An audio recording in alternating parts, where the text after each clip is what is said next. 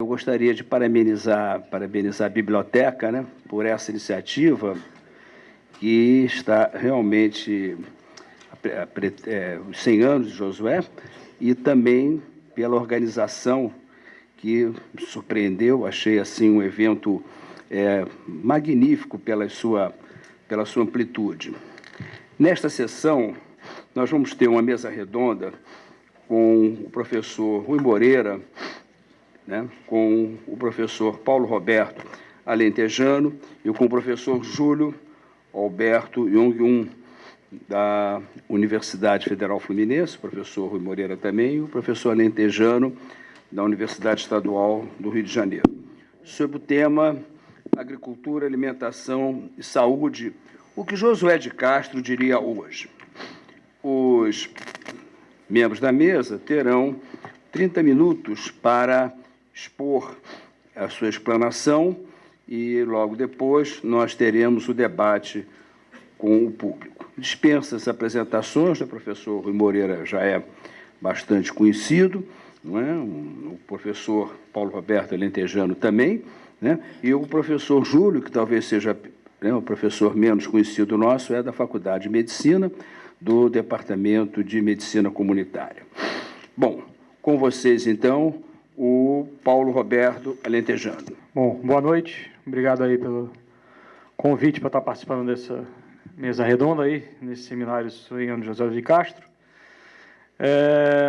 E o que eu vou trazer, então, aqui, brevemente, para vocês, é o resultado de algumas pesquisas que a gente vem fazendo em torno da questão agrária no Brasil, sobretudo, e da relação que existe hoje, então, entre questão agrária e a crise alimentar, né, em voga aí e que nos últimos meses tem tido aí alguma repercussão maior, etc. e tal, né. Temos feito algumas reflexões acerca disso, e é um pouco isso que vamos trazer aqui, no sentido um pouco de dialogar com essas reflexões históricas, né, produzidas pelo Josué de Castro, né.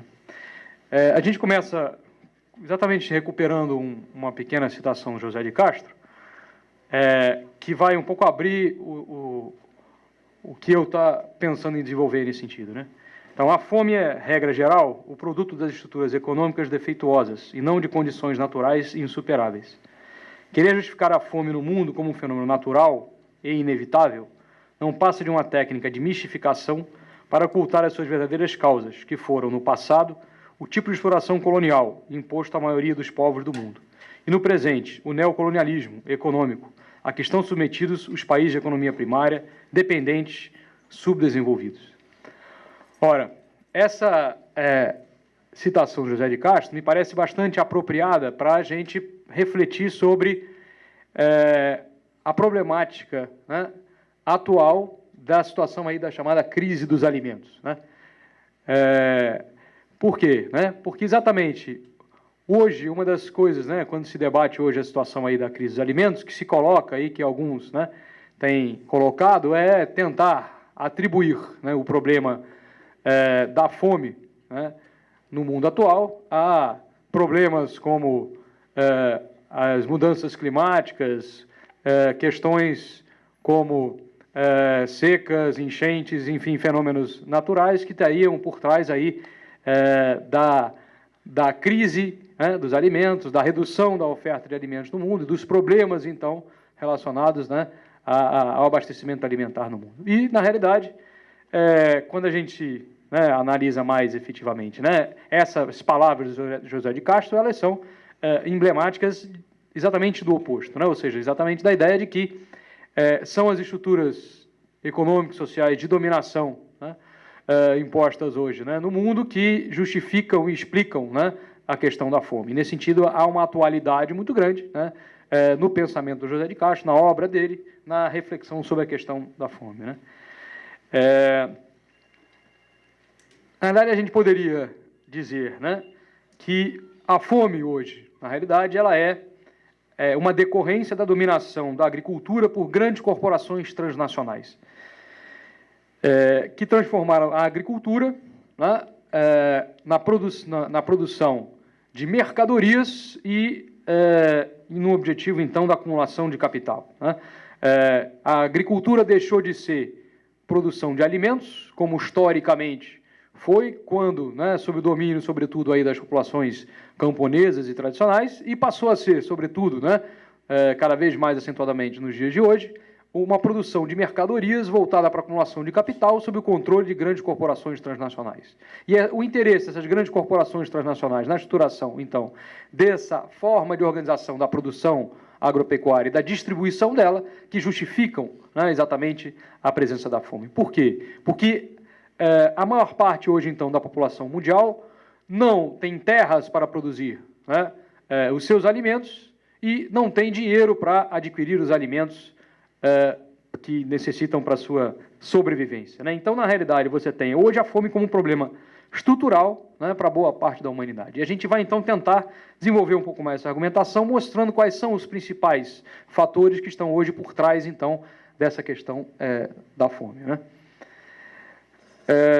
Eu diria, então, né, para vocês, né, então, como eu acabei de frisar, né, que você tem essa dominação estrutural das grandes corporações como uma das razões centrais da fome, e você tem, então, o problema da fome como um problema, então, estrutural, né? Mas ela, então, vai ser algo que vai estar presente cotidianamente, e ela está no mundo cotidianamente. Mais de 1 bilhão de pessoas passam fome no mundo, né? E isso é decorrência exatamente dessas duas questões postas aqui até agora, né? No entanto, nos últimos tempos, a gente viu agravar-se essa questão. E aí, como é que a gente entende, então, essa questão do agravamento da questão da fome, né, nos últimos anos, dessa, então, situação colocada como sendo a crise dos alimentos, né? Na realidade, são 4 elementos centrais que explicariam, então, hoje aí essa crise dos alimentos. Em primeiro lugar, essa crise dos alimentos, ela é uma decorrência aí do aumento da urbanização da população mundial, né? Em 2007, a população mundial atingiu o patamar de 50%. O mundo hoje, né, é metade urbano, metade rural, do ponto de vista da distribuição da sua população, né? E isso implica que cada vez menos gente produz os alimentos que necessita para a sua sobrevivência. E esse processo, então, leva a que cada vez mais gente dependa da produção de alimentos por outras pessoas e dependa, além disso, também de renda para comprar esses alimentos. Ora, numa sociedade profundamente desigual e contraditória como a nossa, é crescente o número de pessoas, então, que não têm terra para produzir seus alimentos, e também é crescente o número de pessoas que não têm dinheiro suficiente para comprar os alimentos, principalmente esses habitantes das áreas urbanas, até porque, se 50% da população mundial é hoje, né, população urbana, 70% dessa população urbana está nos países subdesenvolvidos, com condições, né, de precárias estruturas sociais de apoio a essas populações, precárias situações de geração de emprego e renda, implicando concretamente, então, numa grande massa de população que não tem condições concretas de adquirir alimentos para garantir uma nutrição adequada para essas populações. Uma segunda razão fundamental da crise atual dos alimentos é a crescente destinação da produção agrícola para outras destinações que não a alimentação humana direta. Isso, então, vai em 2 direções. Primeiro, a questão do aumento crescente do consumo de carne. E aí você tem uma relação, quer dizer, para cada quilo, né, de carne, de frango, por exemplo, você precisa de 2 a 3 quilos de ração. Para cada quilo de carne bovina, você precisa de 7 a 8 quilos de ração.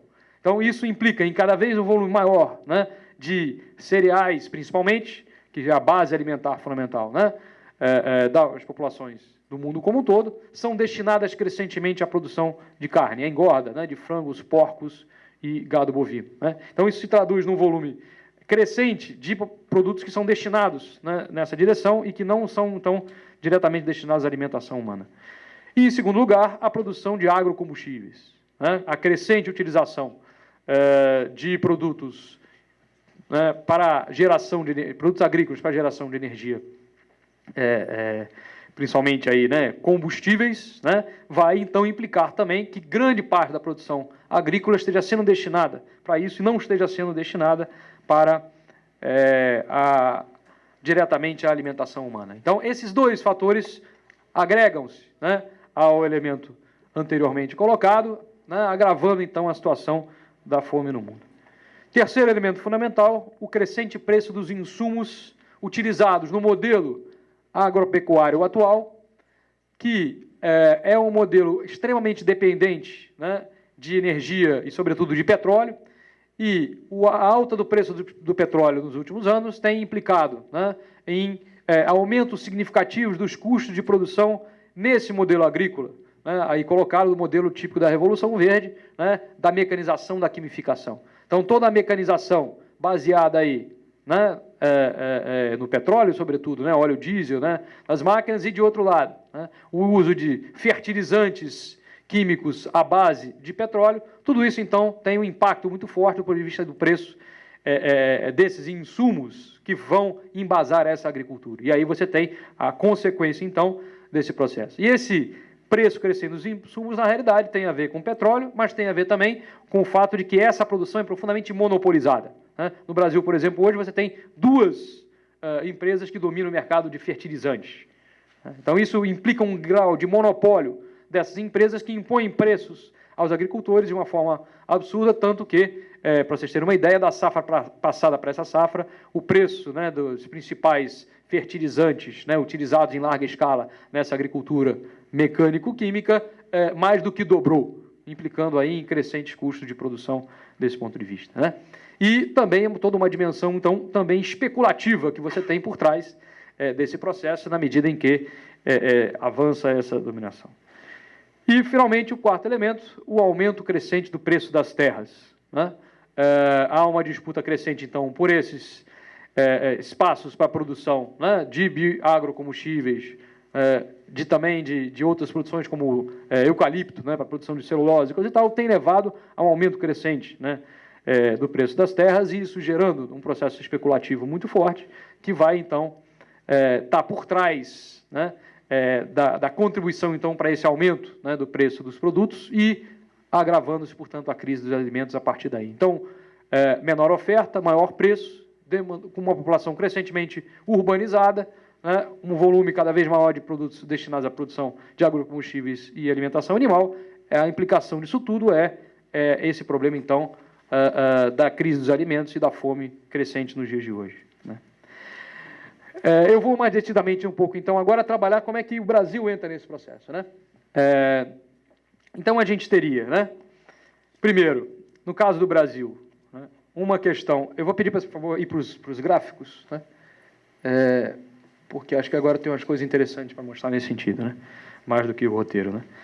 A primeira questão, então, interessante, como é que o Brasil entra nessa brincadeira, é o fato aí que a gente tem o Brasil é um dos polos centrais hoje de disputa por terras, né, para a produção de agrocombustíveis, de um lado, também, né, um dos países mais importantes do ponto de vista da expansão, né, da oferta, da produção de alimentos no mundo, e isso tem um impacto muito forte do ponto de vista da questão das terras no Brasil, né? Você tem hoje um processo especulativo muito forte no Brasil em relação a terras, né?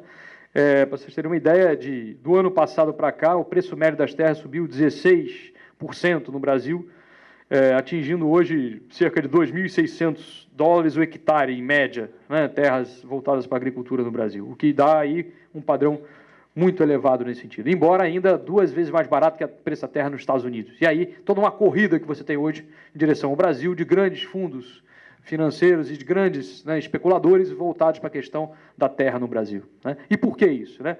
E aí, esse mapinha agora e o quadro seguinte vão explicitar isso claramente para a gente, né? Em primeiro lugar, água e terra disponíveis, vocês percebam que os países, então, que estão, né, com o vermelho mais acentuado são os países com mais áreas de terra disponível, e quanto maior a bola azul, maior a disponibilidade de água. Então, evidencia-se ali naquele quadro, claramente. O Brasil é o país que tem, ao mesmo tempo, maior disponibilidade de terras e maior disponibilidade de água. E aí, esses são elementos fundamentais numa agricultura crescentemente, né, feita à base de irrigação.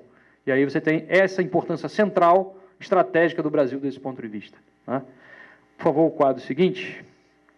Aí a gente tem um dado além, que é a questão, então, da disponibilidade de terras aráveis, ou seja, as terras que ainda podem ser ampliadas do ponto de vista da ocupação. E aí a presença estratégica do Brasil salta ainda mais aos olhos, né? Então você tem claramente ali, né, o que você tem de terra utilizada para agricultura, para pastagens e áreas não utilizadas. Então, o Brasil soma, né, mais de 350 milhões de hectares disponíveis para expansão agropecuária. E é nesse foco aí que você tem hoje essa grande entrada dos especuladores buscando essas terras, né, e focando, então, num processo cada vez mais intenso de busca pelas terras no Brasil. Então, esse é o quadro que a gente tem do ponto de vista das terras, né? Processo especulativo muito forte em alta e o Brasil como foco fundamental desses interesses, desses grandes fundos internacionais, interesses, né, dessas grandes empresas transnacionais que cada vez mais dominam a produção agropecuária.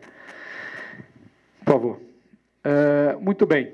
Então, essa é a primeira questão. A segunda questão é, no Brasil, a gente verifica nos últimos anos, e aí estamos trabalhando com dados do IBGE de 90 até 2006, um processo claro e inequívoco de expansão da área plantada dos produtos que são voltados para alimentação animal e para geração de agrocombustíveis, né? 3 produtos centrais, né? Milho, soja e cana, né? Esses 3 produtos são produtos que, somados nesse período, tiveram um aumento de 47,5%. Né? Esse dado traz, então, a questão da cana-de-açúcar, né? Então, primeiro dado fundamental, a grande elevação que você teve no Brasil como um todo, né, dessa produção, centrada fundamentalmente no Centro-Sul, mas, né, inclusive na própria Amazônia você também tem processo importante de expansão da cana-de-açúcar. Então, aquele papo de que a cana-de-açúcar não está na Amazônia, né, ela não está, mas ela está indo também. Né? Ela está, sobretudo, no Centro-Sul. São Paulo, né, produz 70% da cana no Brasil, mas o processo de expansão da produção da cana, ela avança, inclusive, em direção à Amazônia hoje. Né? E ela avança sobre área de quê? A área de outros produtos agrícolas e sobre a área de pastagem. Vamos ver isso depois um pouco melhor. Né? Mas, então, esse é o quadro da cana. Um grande salto na produção da cana e um expressivo aumento da participação do Centro-Sul, mas também da Amazônia nesse sentido. O Nordeste é que a crise da economia canavieira foi mais forte nos últimos anos, daí a retração que você teve ali naquele momento. Né? Então, a cana em expansão. A soja, idem. Podem observar nesse segundo gráfico também, né? Aí praticamente dobra a produção de soja, a área plantada de soja praticamente dobra nesses 16 anos, né?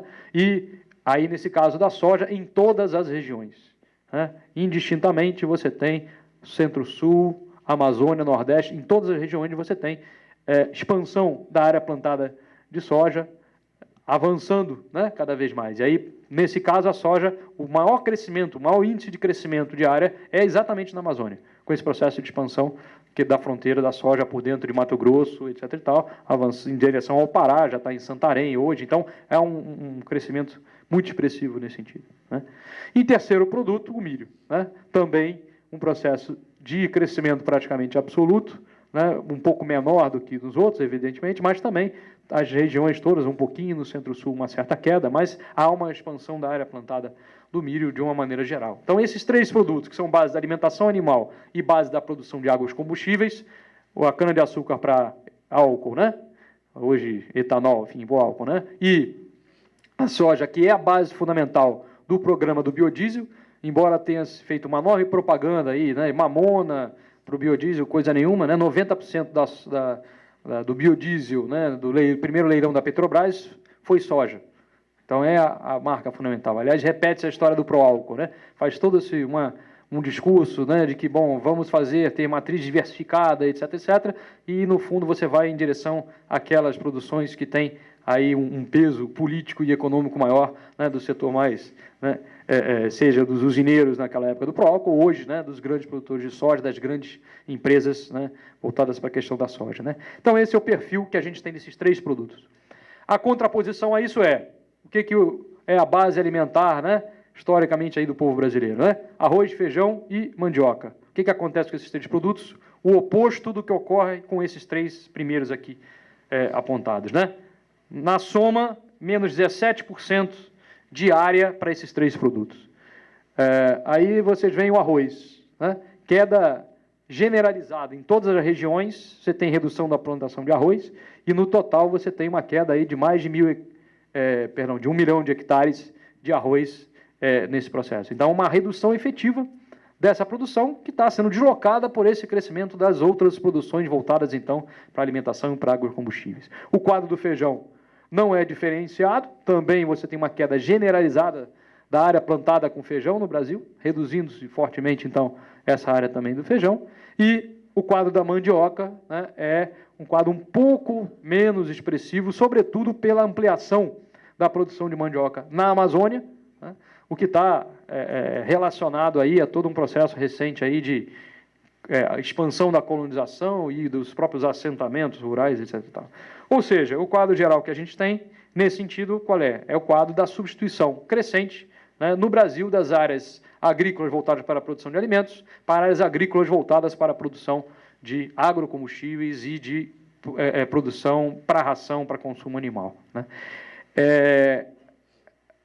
Os próprios, né, formuladores das ideias centrais aí dos agrocombustíveis, né, esse é um quadro feito pelo Instituto Ícone, né, que é um instituto ligado aí aos setores, né, do agronegócio, ele demonstra esse movimento, né?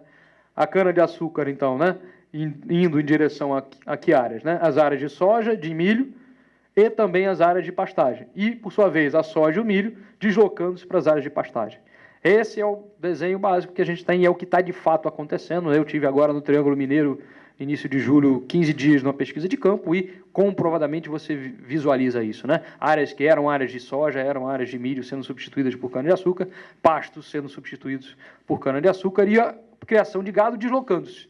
Deslocando-se para onde? Né? Deslocando-se, sobretudo, então, para a Amazônia. É o que a gente vai ver no próximo gráfico, que explicita isso também de forma muito evidente, né? A área onde mais cresce, né? A criação, né? O rebanho bovino, né? Mais cresce no Brasil nos últimos anos é exatamente na Amazônia, né? Mais do que praticamente triplica aí, né? Esse rebanho bovino na Amazônia brasileira, a grande parte do crescimento que você teve no rebanho bovino no Brasil nos últimos anos é em direção à Amazônia. Então você tem um deslocamento fundamental, né? Esse movimento fundamental que está acontecendo nesse sentido. E é por isso, então, que o desmatamento, né, avança tão fortemente, né, na Amazônia brasileira nos últimos anos, evidenciando esse processo, né?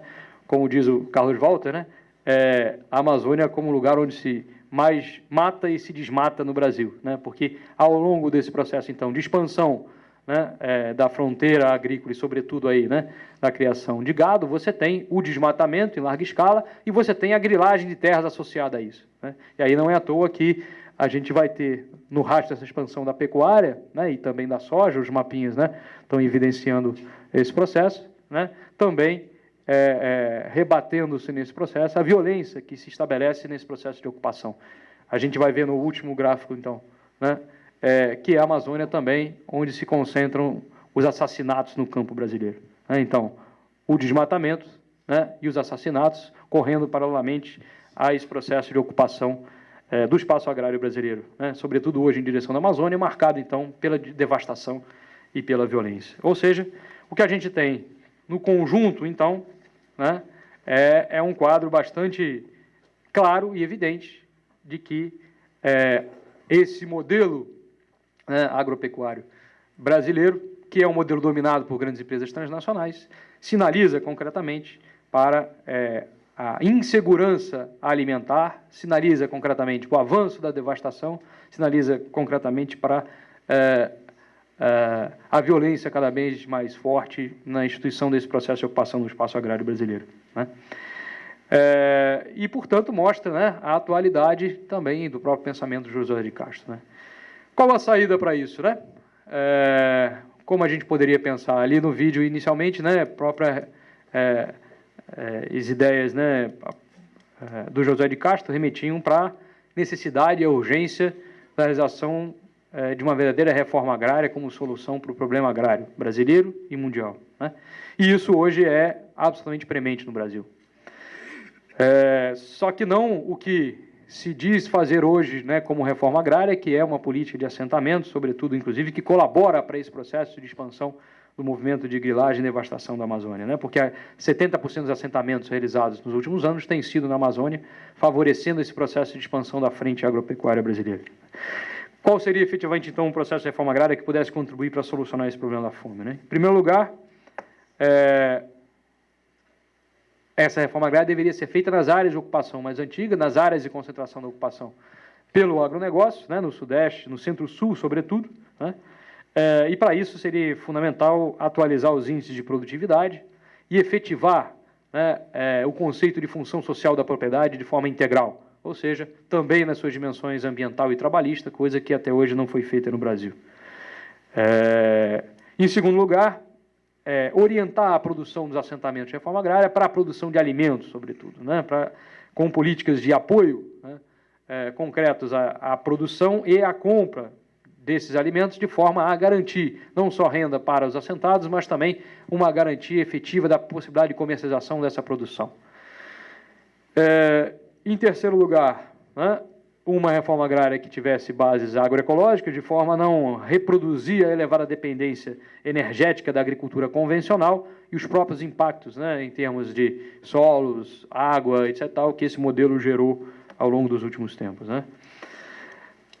E o próprio caráter descentralizado da produção de alimentos que poderia advir daí facilitaria a organização de um novo modelo, inclusive, de circulação dessa produção agropecuária, evitando coisas absurdas como transportar feijão, arroz a 4.000 quilômetros de distância, como se faz hoje no Brasil, né, quando você teria condições concretas de estar produzindo isso nas mais diversas partes do território brasileiro, né? Inclusive, é absolutamente irracional do ponto de vista energético transportar isso a distâncias tão grandes, né? E, portanto, a própria aposta num programa de produção descentralizado, né, também em bases locais, né, inclusive, né, de agrocombustíveis de forma descentralizada, de forma variada, diferentemente do que está acontecendo no modelo atual do biodiesel, né, apoiado na soja, e no modelo do próprio álcool, né, apoiado na cana-de-açúcar, né, poderia contribuir para que você tivesse, inclusive, maior autonomia dessas comunidades locais, de pequenos agricultores, etc., e tal, possibilitando com isso um planejamento, inclusive, mais racional desse próprio espaço agrário brasileiro. Portanto, o desafio que está colocado, então, primeiro, compreender essas transformações que estão postas, né?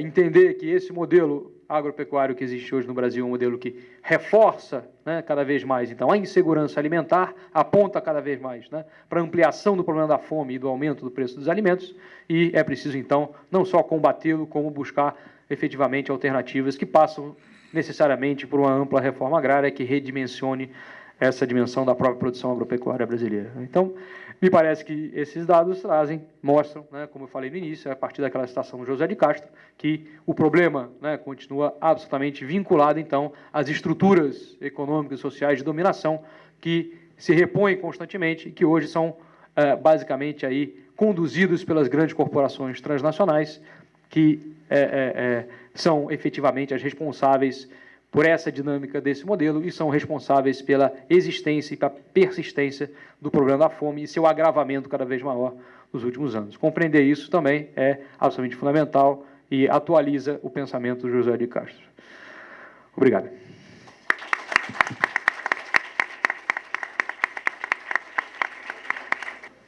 Boa noite.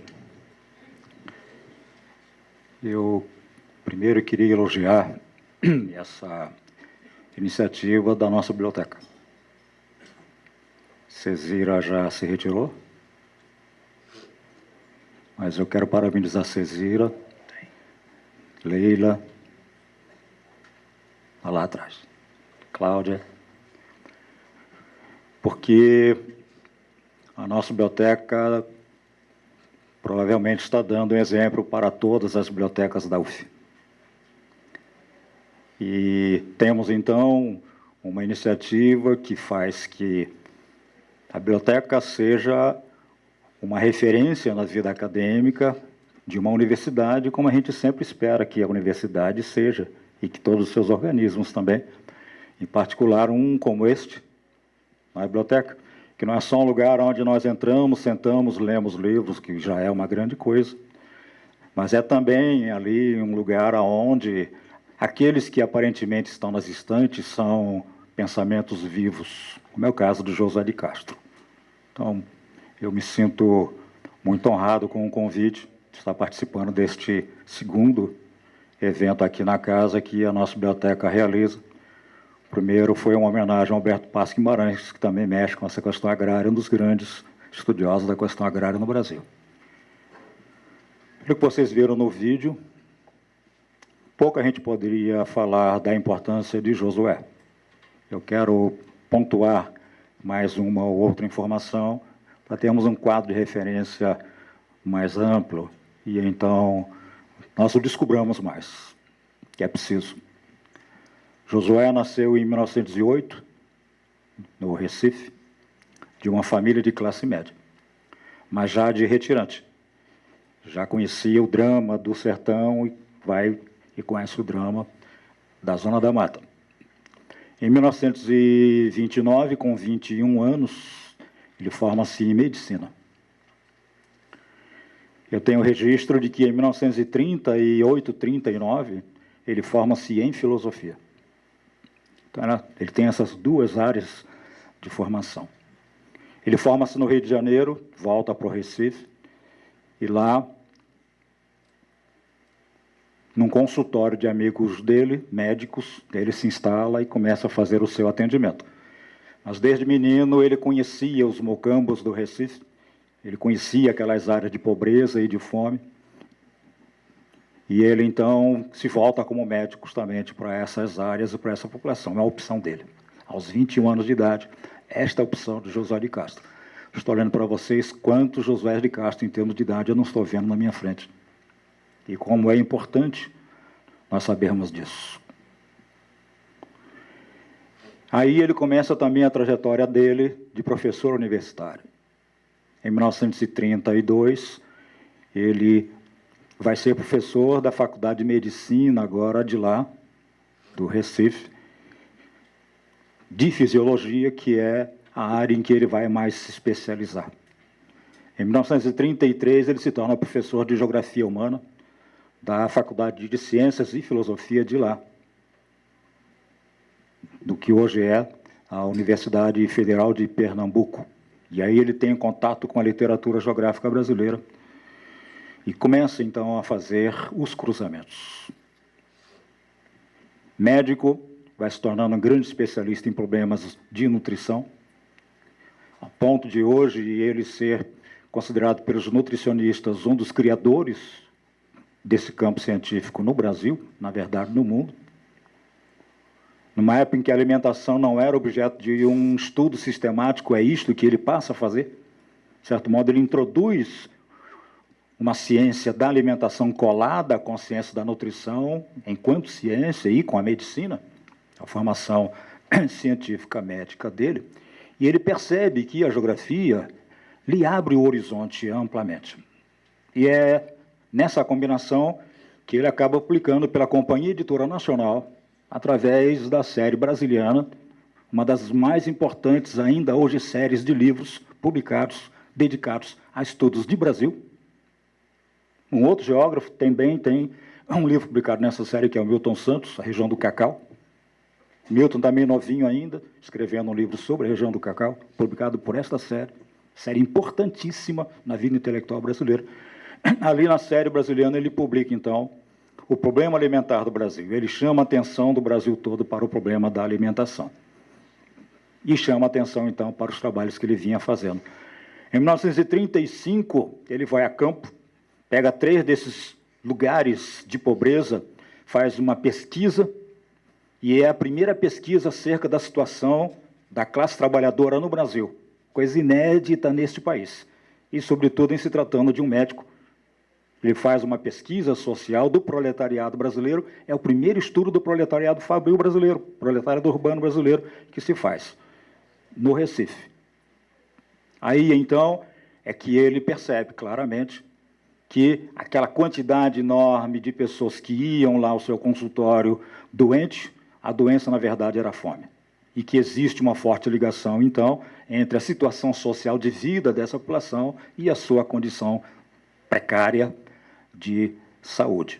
Josué se torna um homem conhecido no Brasil rapidamente. E, então, pouco depois, ele vem para o Rio de Janeiro. Volta ao Rio de Janeiro, dessa vez, para trabalhar como professor de Geografia Humana no que hoje é a Universidade Federal do Rio de Janeiro. Antes, a Universidade do Distrito Federal, criada por Anísio Teixeira, outro monstro da história intelectual brasileira. Anísio Teixeira é o dirigente da Universidade do Distrito Federal, e ele, então, chama Josué de Castro para vir para trabalhar com geografia humana aqui no Rio de Janeiro. E ele, logo depois, faz o seu concurso. Ele entra como professor catedrático de geografia humana na Universidade hoje do Brasil, do Passagem hoje Federal do Rio de Janeiro, por concurso. Num tempo em que todo mundo entrava pela janela, Josué de Castro é um catedrático concursado. E ele fica tão entusiasmado com a literatura geográfica que, em 1947, ele escreve um texto que vocês encontram aqui no número 100 do Boletim Geográfico, antiga publicação do IBGE. A nossa biblioteca tem quase toda a coleção do Boletim Geográfico e também da Revista Brasileira de Geografia, que neste texto ele diz, em 1947, vejam, a humanidade ainda sob o impacto dos bombardeios de bomba atômica em Hiroshima e Nagasaki. Então ele diz que ele não aceita mais a insensibilidade dos cientistas, sobretudo dos físicos, que ficam muito mais ocupados com modelos matemáticos e o problema social ligado à ciência fica um pouco perdido nessa abstração. Então ele propõe que as ciências estabeleçam o casamento entre a matemática e a geografia.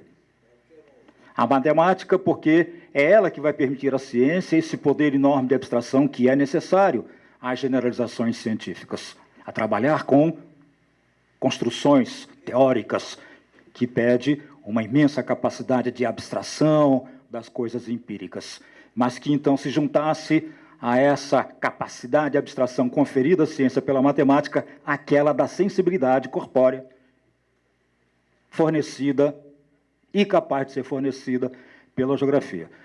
Se eu quero falar de atualidade de Josué de Castro, já começo a falar por aí.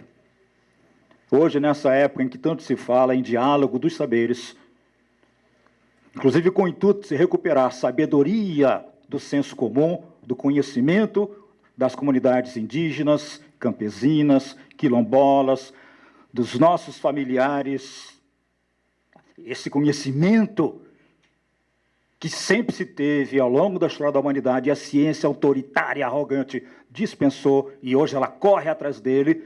Já Josué de Castro chamava atenção para a importância disto, colando com a geografia. A geografia é uma forma de saber popular. Ela casa-se com o senso comum do conhecimento dos homens e mulheres comuns.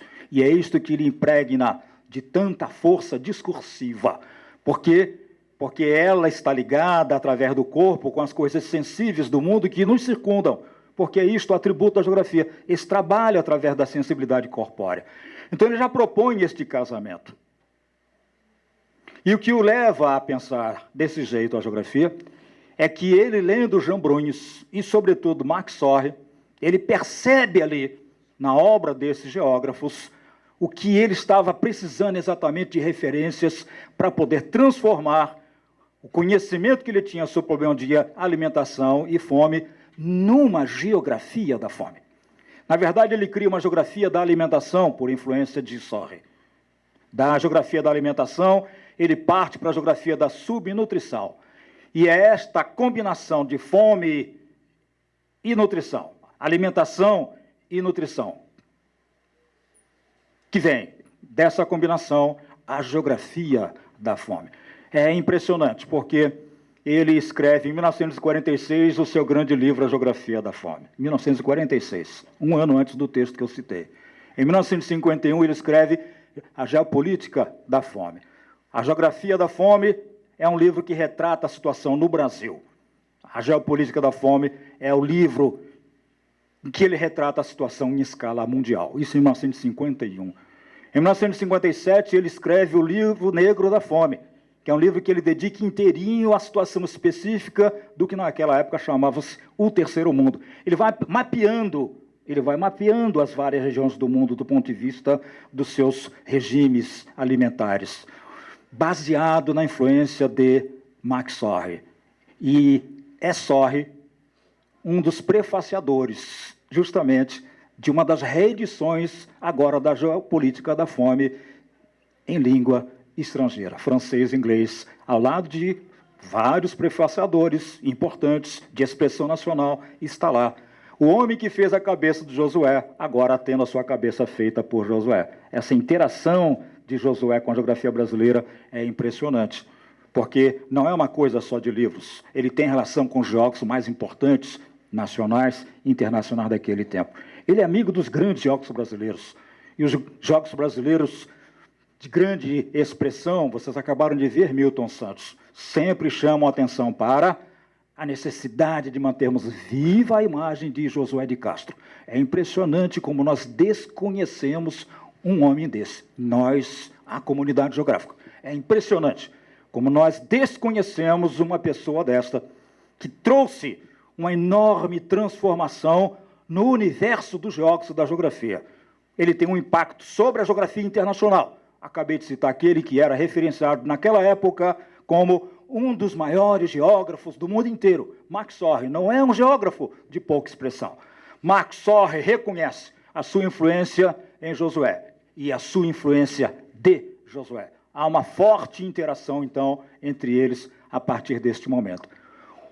Uma coisa muito interessante é que estamos em 1946, quando ele publica a Geografia da Fome, e ele vai ao Brasil para analisar, através de dados empíricos, a situação diferenciada da alimentação, da nutrição, da fome e das modalidades de fome. Sobretudo as duas importantes, a fome aguda e a fome oculta, que para ele é pior, mais nefasta do que a própria fome aguda, porque é a fome que vem de uma má alimentação. E ele faz todo um levantamento das condições naturais, físico-geográficas, região a região do Brasil. Faz o entrelaçamento desta geografia física, área a área do Brasil, com a história dos ciclos econômicos, segundo os quais este país foi tendo seu território e o seu espaço geográfico sendo formado e produzido. Ele faz um enorme casamento entre, por exemplo, as condições naturais da Amazônia e o ciclo da borracha, as condições naturais do sertão nordestino e o ciclo do gado, as condições naturais da zona da Mata Nordestina e o ciclo da cana. Ele vai fazendo esses entrelaçamentos. E daí é que ele tira a conclusão de que o grande drama do Brasil era exatamente a nossa origem colonial. O problema da fome no Brasil tinha raízes no colonialismo.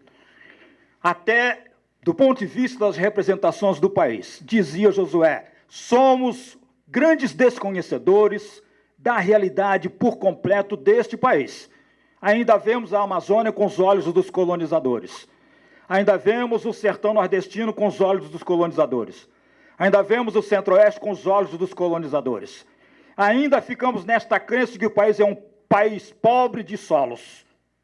Exatamente aonde se apontava um solo absolutamente pobre e sem solução, é onde o Paulinho acabou de mostrar, mais a produção agrícola brasileira se faz em quantidade e em diversidade. Josué de Castro chamava atenção para isto. A necessidade da tecnologia e da ciência como elementos de correção dos problemas de insuficiências de solo aqui, lá e acolá. Um médico realizando uma pesquisa dessa. E ele descreve o Brasil, dividindo o Brasil em regiões. Desde 1941, o Brasil está dividido em regiões pelo IBGE. Ele simplesmente sente a necessidade de criar uma outra forma de dividir regionalmente o país, com referência não nos critérios de administração e de cobrança de tributo e de controle do espaço brasileiro pelo Estado, porque é esta a divisão regional do IBGE. Ele vai à situação social do povo brasileiro, através do problema da fome, e lá mapeando a distribuição da geografia da alimentação, da subnutrição, da fome aguda, da fome oculta, ele mapeia este país regionalmente. E é isto, a sugestão dele de um outro olhar geográfico sobre o Brasil, que representa, no final das contas, esse livro de 1946. Nós ainda continuamos a olhar o Brasil, o espaço brasileiro, pelos olhos do Estado, pelos olhos do IBGE. Não nos passa pela cabeça que é possível vermos este país, mapeá-lo, olhá-lo, representá-lo geograficamente, sob um outro formato de olhar. até porque achamos nós que não existem referências a nos sugerir formas, meios, métodos, teorias. E está aí o livro de 1946 de José de Castro. Inspiração em Brunhes, inspiração em Sorre.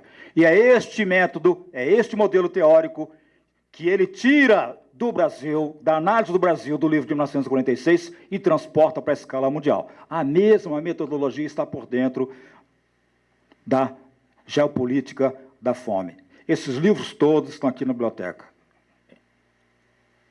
Espera-se que deste dia que nós tivemos hoje, todo ele dedicado, e é pouco, mas é meritório de parte da biblioteca ao Josué, que isto cria em nós esse desejo de conhecer Josué. E não só conhecer Josué, perceber que Josué é uma grande referência da geografia brasileira. E isso é interessante, porque já no Josué se vê aquilo que o Carlos tinha dito no vídeo que vocês viram, esta forte interação que se estabelece entre os vários campos científicos e que a geografia precisa fazer, sem receio de fazer, de se aproximar dos outros campos científicos. Afinal de contas, Milton foi formado em Direito. Manuel Correia de Andrade foi formado em História e Geografia. Orlando Valverde em História e Geografia. Armando Correia da Silva veio da Sociologia. José de Castro veio da Medicina. Já aí dentro da geografia, os vários cruzamentos. Qual é a importância do Josué? Se não bastasse tudo isso que eu fiz de retrospecto, olhemos o mundo. Olhemos o Brasil. Eu tenho certeza que se Sorre e Josué fossem escrever seus livros, tomariam como referência não mais aqueles enormes espaços dos grandes complexos alimentares. Porque eles localizariam neste mundo metade urbano, o Brasil 86% urbano, na cidade o problema da fome. Talvez José de Castro fosse o primeiro a dizer: estamos nos enganando achando que o Brasil está com a fome controlada, que a humanidade está com a fome controlada. Talvez ele fosse o primeiro a dizer, na medida em que o mundo se urbanizou, através dos interesses do capital, uma outra ótica funesta da geografia da fome se apresenta.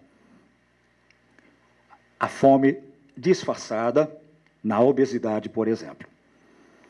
E é impressionante que ele publica um livro em 3 volumes, depois resume em 1. E este 1 da edição abreviada é de 1961. Estou falando de Mark Sorre. Neste livro de 1961, Sorre chama a atenção para o seguinte: na medida em que a humanidade está se integrando mundialmente, na medida em que essa integração mundial tem cada vez mais características urbanas, na medida em que se faz em termos do interesse do mercado, na medida em que isso se faz no interesse da multiplicação dos lucros, isso é Mark Sorre falando, em 1961. Cria-se um cosmopolitismo da dietética. Quer dizer, cria-se uma espécie de padronização das nossas alimentações. E essas alimentações, se analisadas devidamente, elas não são, na verdade, formas adequadas de regimes alimentares. Sorre é especialista nisso, daí a influência dele sobre Josué de Castro. Ele é o criador da teoria da complexidade, na verdade, Sorre.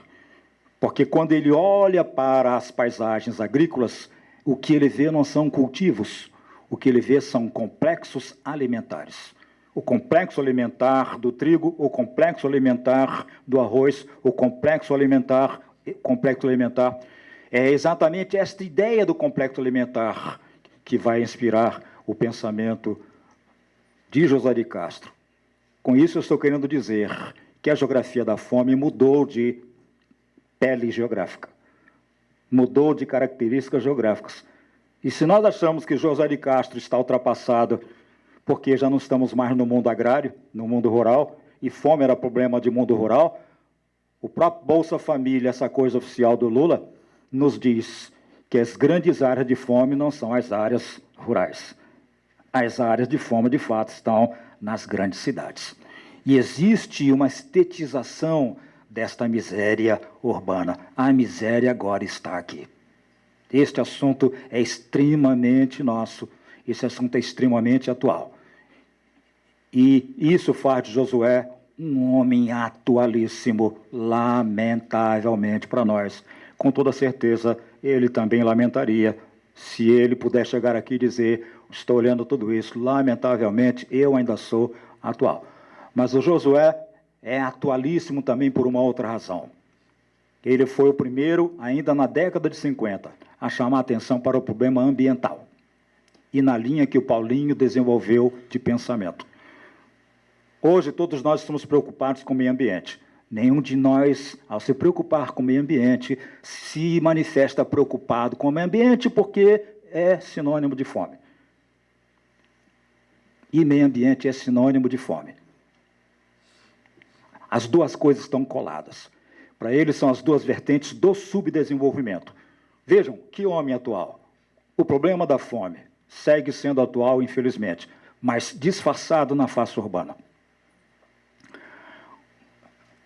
Ele é quem introduz na ONU, não é na geografia brasileira, é na ONU, na Organização das Nações Unidas, o debate do meio ambiente. São várias as conferências feitas por ele na ONU, chamando a atenção dos governos para se preocuparem com o meio ambiente. Ninguém se preocupava. E ele dizia: não há como resolver o problema da agricultura no mundo. Há manter-se esse ritmo de destruição ambiental em que o mundo hoje se encontra. Para se resolver o problema da fome, há que se mexer nos modelos agrícolas. Não é mexer na agricultura, é se mexer nos modelos agrícolas. O problema do Brasil não é a agricultura. O problema do Brasil é o seu formato histórico de agricultura. O problema do Brasil não é a agricultura, é o modelo agrícola, é o modelo agrário. Para se resolver o problema da agricultura, há que se mexer no modelo agrário e há que se conter a destruição do meio ambiente. São as duas vertentes do subdesenvolvimento, que é uma terceira preocupação de José de Castro. Nós hoje estamos preocupados com o problema da fome, nós hoje estamos preocupados com o problema do meio ambiente, nós hoje estamos preocupados com o problema do subdesenvolvimento, nós hoje sentimos que essas três coisas estão interligadas. Mas é impressionante como nós não estamos fazendo essa interligação por completo. Nós estamos muito preocupados com o meio ambiente. Quando existe o desmatamento, então ficamos preocupados com o assoreamento dos rios. Aí vêm as enchentes, etc. Há um deslocamento aí de centro de referência. Aparentemente, estamos vivendo uma enorme realidade de sensibilidade diante do nosso planeta. Mas o verdadeiro problema que vem na cola do meio ambiente, Josué de Castro dizia isso há muito tempo, é com a devastação das formações vegetais dos biomas, sobretudo quando tem por trás a expansão do latifúndio. É que, então, cada vez menos solos haverá para se ocupar com a produção agrícola. Essa quarta componente é fundamental. Essa questão do modelo agrícola remetendo ao monopólio da terra. Eu acho que Josué é atual, sobretudo porque este país, que para ele tinha como a sua grande raiz problemática o latifúndio, o monopólio da terra, nunca foi tão monopolista como nos dias de hoje. Paulinho mostrou claro.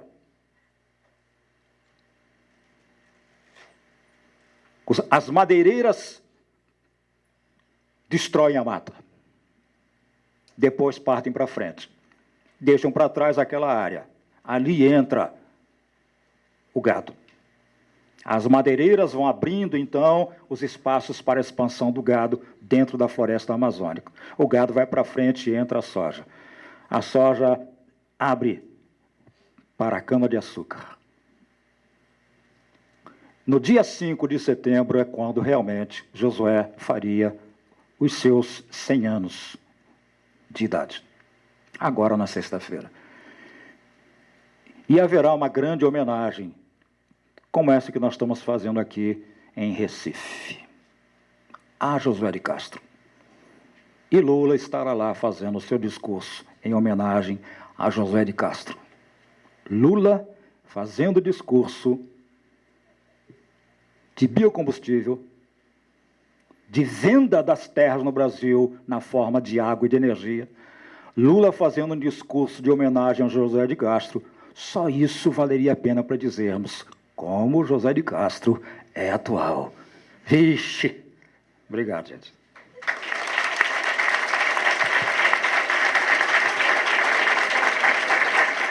Eu queria, além disso, na nossa área da saúde, o tempo de intervenção na mesa é bem mais curtinho, entre 15 e 20 minutos. Aqui tem meia hora, então vou investir uns 3 minutos para me apresentar, né?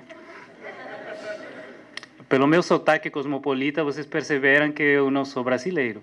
Quer dizer, eu sou naturalizado brasileiro, vou ter que votar agora, né? Mas eu sou a prova viva de que a profissão de vocês é relevante e importante.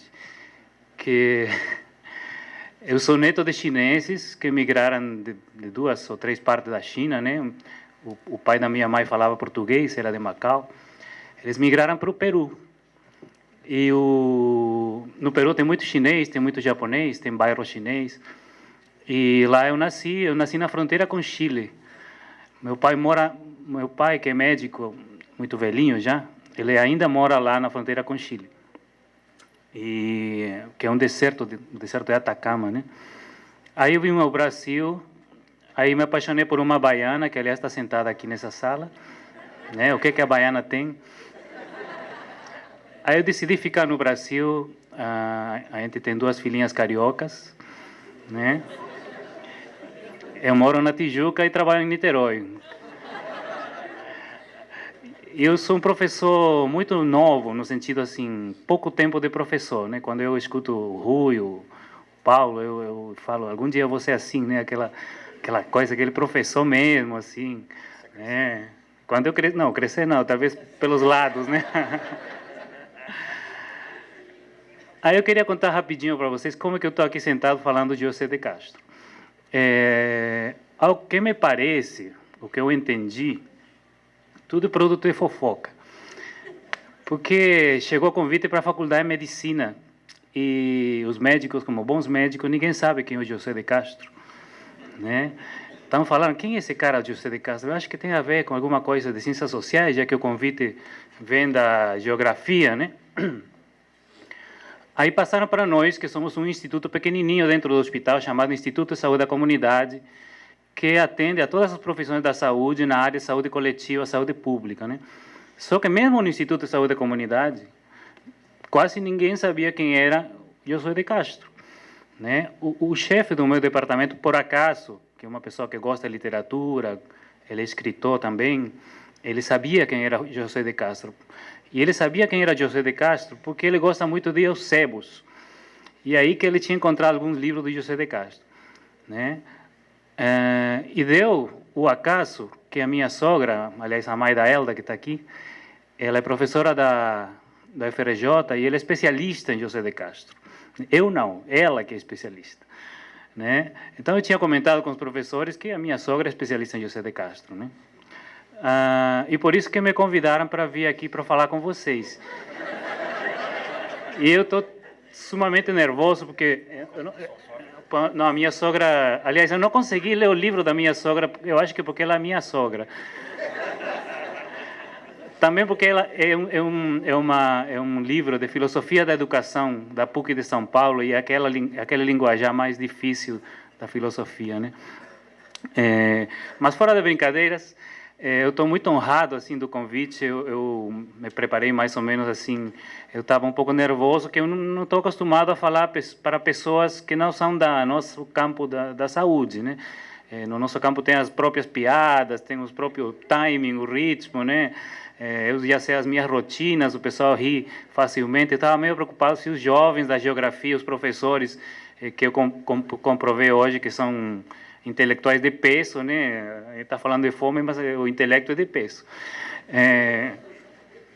E aí eu vim mais cedo, né? Eu não conhecia este campus, eu gostei muito, eu acho que vocês são pessoas que eu invejo já desde o início, porque tem essa oportunidade de ver o mar, tem essa amplidão, essa beleza, a biblioteca de vocês é um primor realmente, a inveja de qualquer professor universitário de qualquer lugar do mundo, eu acho. Vocês verem o Cristo, o Pão de Açúcar, a Bahia, etc. e tal. Então eu preparei um texto, tudo isso para... Eu estou amaciando vocês para vocês não dormirem enquanto eu leio, porque eu não estou acostumado a ler, mas como eu não sabia como era o público, aí eu decidi fazer um texto curto, né?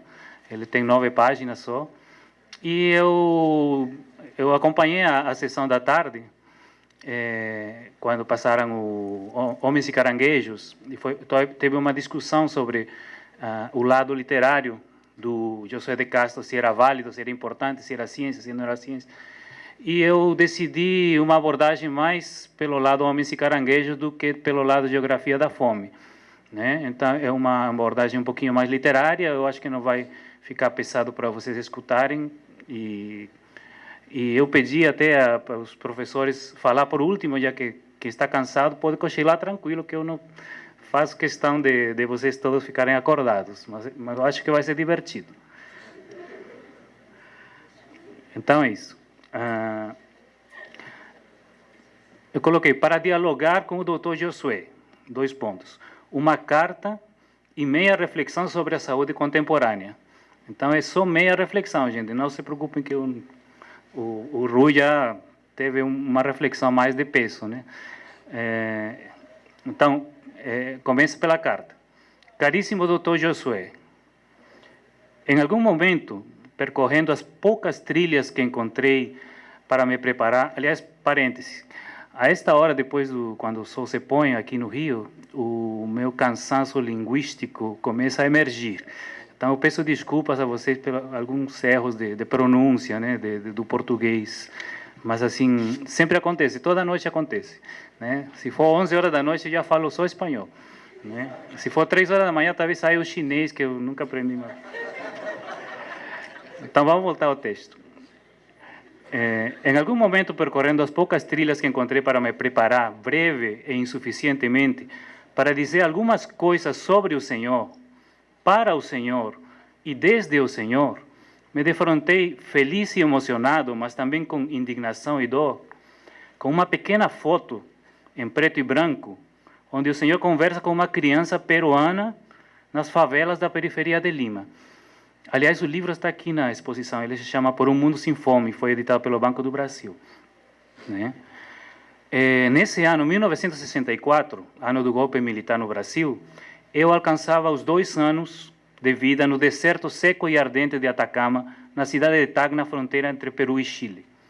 Nesse ano, o Senhor iniciou o exílio doloroso que o impediria de voltar vivo ao Brasil, ao cheiro e à paisagem do mangue, e aos rios que cortam vitoriosos a cidade do Recife. Voltando à fotografia, o menino não tem medo, ele conversa com interesse e curiosidade. O Senhor, com certeza, seguia ensinamentos muito sábios e antigos, escutar profundamente as crianças. Outras fotos do Senhor, no manguezal recifense, também com crianças, confirmaram essa percepção minha. Por trás, na foto, a duríssima realidade das favelas de Lima. Esgoto inexistente, água em barris de metal, uma bica para encher os baldes, casas simples, uma paisagem luar de poeira e pedras. Um mangue diferente, não é? Um mangue seco. Além disso, o gesto amigável e a concentração dos dois, algo de muito importante devia estar sendo conversado. Fome, dor, sofrimento. Eu quero imaginar que era mais sobre brincadeiras, sobre comidas gostosas na escassez, formas de olhar para o futuro. Mesmo com o tamanho pequeno da foto, eu vejo o sorriso do Senhor, a alegria de falar com os pequenos, os insignificantes para os outros. Foi por essa foto, sentindo-me um pouco aquele menino peruano, que hoje deve ter poucos anos a mais do que eu, e só podemos imaginar que esteja vivo e sadio, que decidi abrir mão de uma apresentação mais acadêmica e sisuda. Afinal, centenários são celebrações, festas, afirmações das incríveis utopias e visões proféticas que o Senhor sempre teve ao longo da vida e em todos os espaços em que atuou, na gestão pública, na carreira diplomática, no consultório, na academia, na política. Ou falando com crianças e moradores das periferias do mundo, pessoas que o Senhor fazia questão de visitar e acompanhar para aprender, saber e inspirar-se. Nisso, e em muitas outras coisas, Dr. Josué, o Senhor se aproximava do olhar e da sensibilidade do também recifense Paulo Régulos Neves Freire, que disse: gostaria de ser lembrado como um sujeito que amou profundamente o mundo e as pessoas, os bichos, as árvores, as águas, a vida. Mas aqui, eu não queria, mas é importante, eu devo lhe falar do esquecimento, da curta memória e da malvadeza, que é uma palavra que o Paulo Freire gostava de usar, daqueles que transformaram as utopias e visões humanistas, como a sua sociedade sem fome, em formas de embelezar o poder, o lucro desmedido, a gestão hipócrita que, no fundo, garante que tudo continue do mesmo jeito. Mexer tudo para não mexer em nada. E aí eu fico muito bravo quando fazem isso com o Senhor, com o Paulo Freire, com o João Guimarães Rosa, com a dona Clarice Lispector, e até com os vivos como o seu Manuel de Barros, dona Adélia Prado e outros.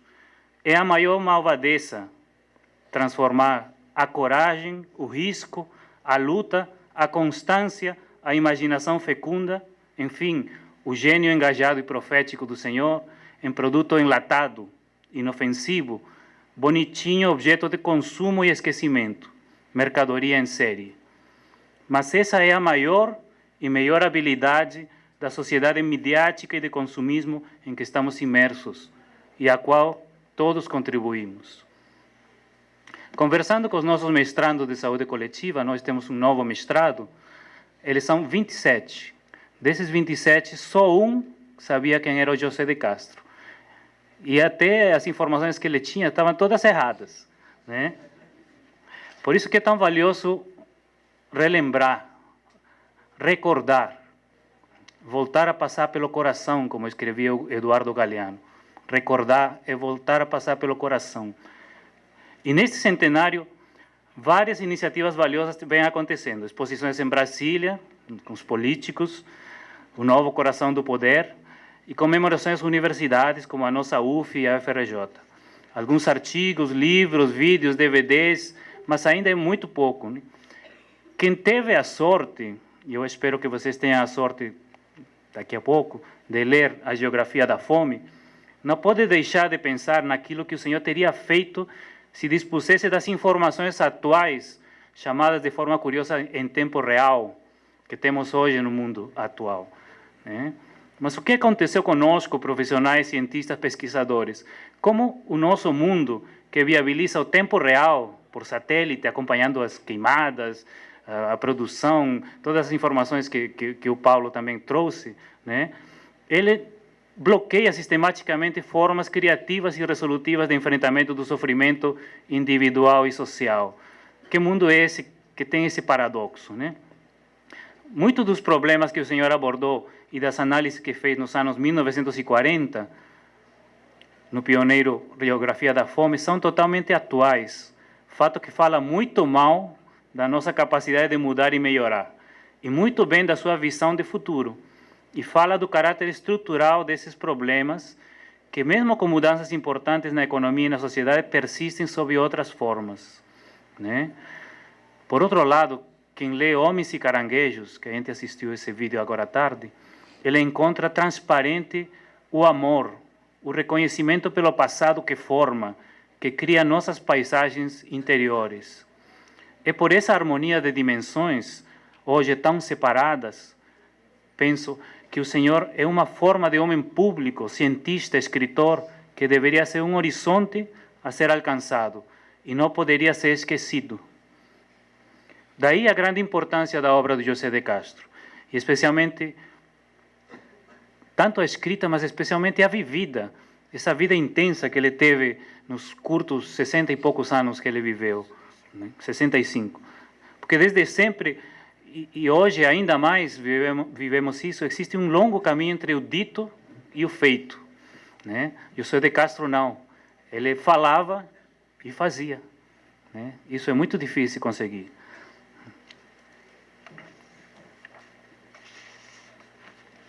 E agora eu vou falar um pouquinho da saúde para vocês, né?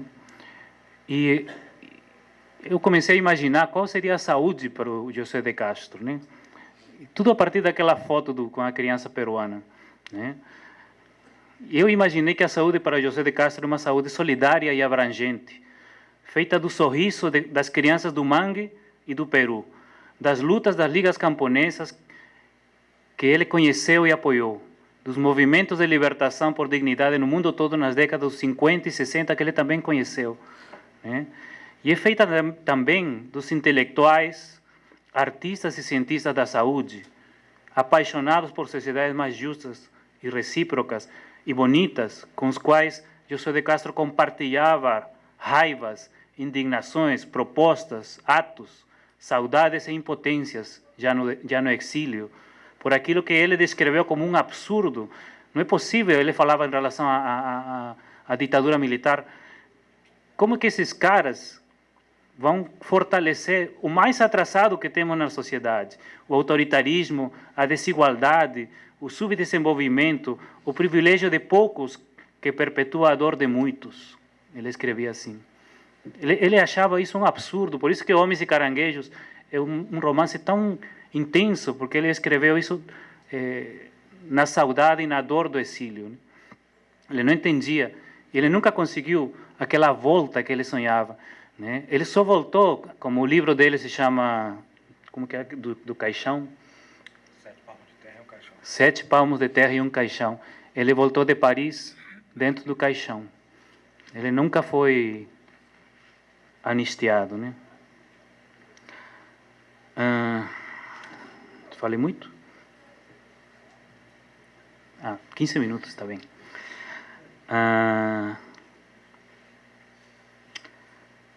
Agora a parte da saúde, gente. Essa parte eu escrevi pensando em que vocês não são da saúde. Porque se eu falasse isso para o pessoal da saúde, eles fariam, você está falando coisa boba, né? Mas, assim, eu acho que até fica melhor. O Paulo Freire falava, quando você escreve para um público que não é o seu público, você se esforça em ser mais criativo. E aí fica menos chatinho, né? Então, a saúde coletiva e o legado ético de José de Castro.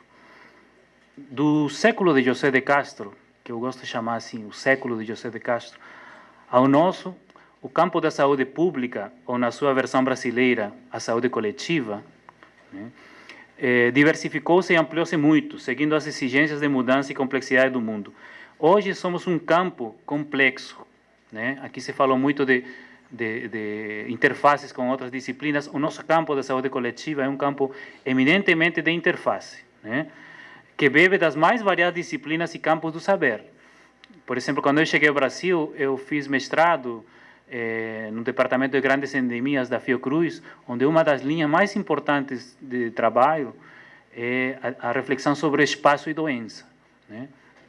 Então, eu tive o primeiro contato em relação a questões do espaço, a leitura de Milton Santos, na Escola Nacional de Saúde Pública. Nessa nossa área, há disputas e diálogos entre visões de mundo e interesses diversos, igual que a geografia, igual que qualquer campo, não é um campo homogêneo, né? Ela é feita dos termos difíceis, multidisciplinaridade, interdisciplinaridade e transdisciplinaridade, palavrão. O desafio é muito grande para nós, né? Então, são uns exemplos do que a gente faz na saúde coletiva. Modelos matemáticos, desenhos estatísticos complexos, estudos clínicos sofisticados, geoprocessamento em saúde, estudos filosóficos, educação popular em saúde, modelos de gestão e organização do sistema de saúde, estratégias de intervenção sobre populações, formas delicadas de acolhimento, reflexões sobre o risco e a vulnerabilidade das pessoas, a loucura como um problema social, aspectos culturais do saneamento ambiental, formas de organizar melhor os centros de radioterapia, critérios para aceitar novas tecnologias, vocês veem que é uma mistureba de praticamente tudo que vocês possam imaginar, né?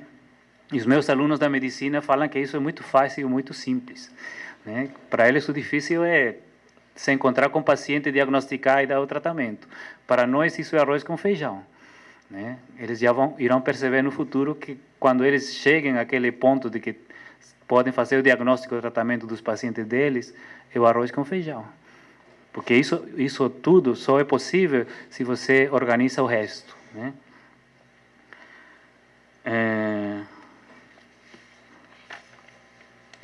E então, aqui eu vou parar de ler, porque essa parte já é a minha área, né? Hoje no Brasil, que é um país do terceiro mundo, muito desigual, a gente vive uma mistureba de agendas, né? Na saúde, a gente chama a agenda tradicional da saúde está composta por doenças infecciosas, né? A desnutrição, as carências nutricionais, a fome, né? E a nova agenda da saúde é o que se chama das doenças do desenvolvimento, né? Que são as doenças crônicas. Vocês têm o câncer, diabetes, hipertensão, doenças cardiovasculares, né?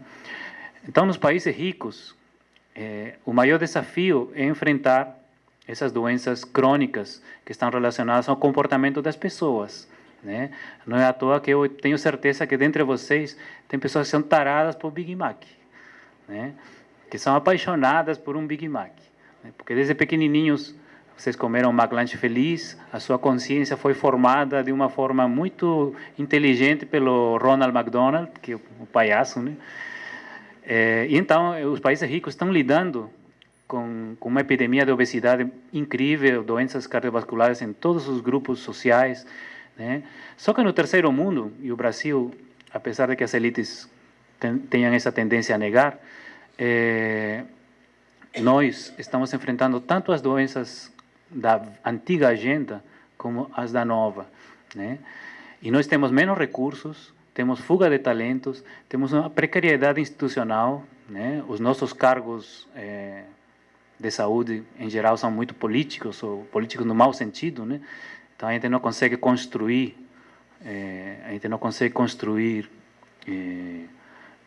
linhas de continuidade técnica e profissional, né? Então, as coisas nunca são muito organizadas. A gente fala que sempre está recomeçando, né?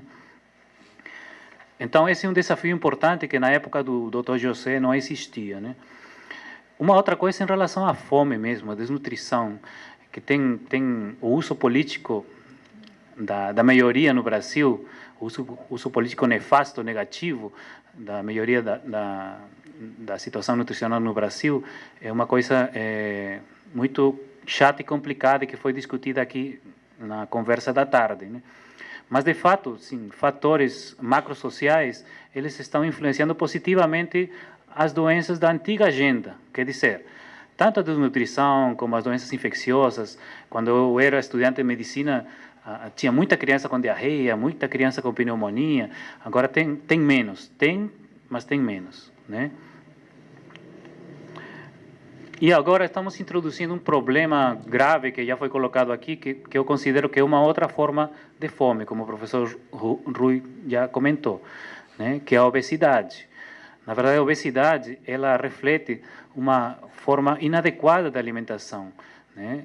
E não se deve só a que a pessoa não é tarada por Big Mac, que eu estou falando, né? O acesso a alimentos de qualidade, frescos, bons, cada vez está mais difícil, né? Tudo que o professor Paulo mostrou no início está orientado a fortalecer as corporações de alimentos processados, né?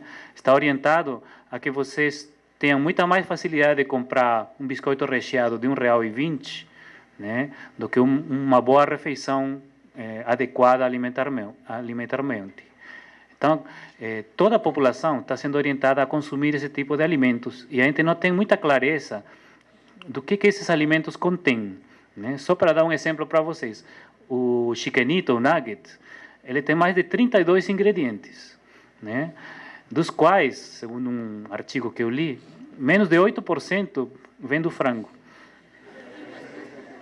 Então, o nome é engraçado, chama chiquenito, né? Porque chicken em inglês é um franguinho, né? Mas, assim, a gente está comendo muito pouco frango, na verdade, aí, né? E não sei se alguém...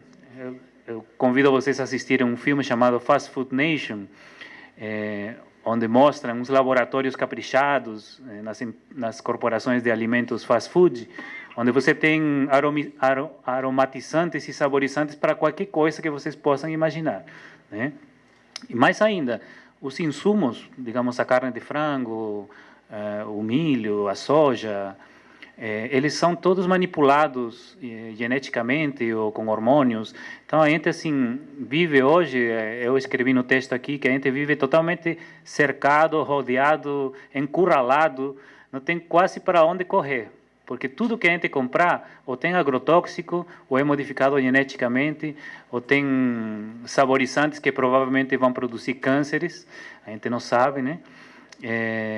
Então, a situação é muito mais complexa e difícil do que a época do Dr. Josué, porque as corporações hoje não são mais empresas nacionais, são mundiais, né? A gente não tem, na época, nos anos 70, quando a gente era estudante, falava, podia identificar quem era o inimigo, né? Hoje a gente não sabe quem é o inimigo, porque a corporação está totalmente espalhada no planeta todo. E eles têm uma classe tecnocrática ou de gerentes jovens, totalmente apaixonados, que fazem aquelas oficinas de qualidade total, de mística institucional, a missão, etc. e tal, que eles são meio fanáticos. Então, eles não têm eles acham que estão fazendo o bem para as pessoas, né? Eu trabalhei no Instituto Nacional de Câncer com Controle de Tabaco, e o pessoal da Sousa Cruz, eles têm uma clareza, uma tranquilidade de que estão vendendo um produto bom para os fumantes, né? Eles não têm o mínimo questionamento em relação à qualidade do seu produto, né? Então, para eles, o câncer relacionado a tabaco não existe, né?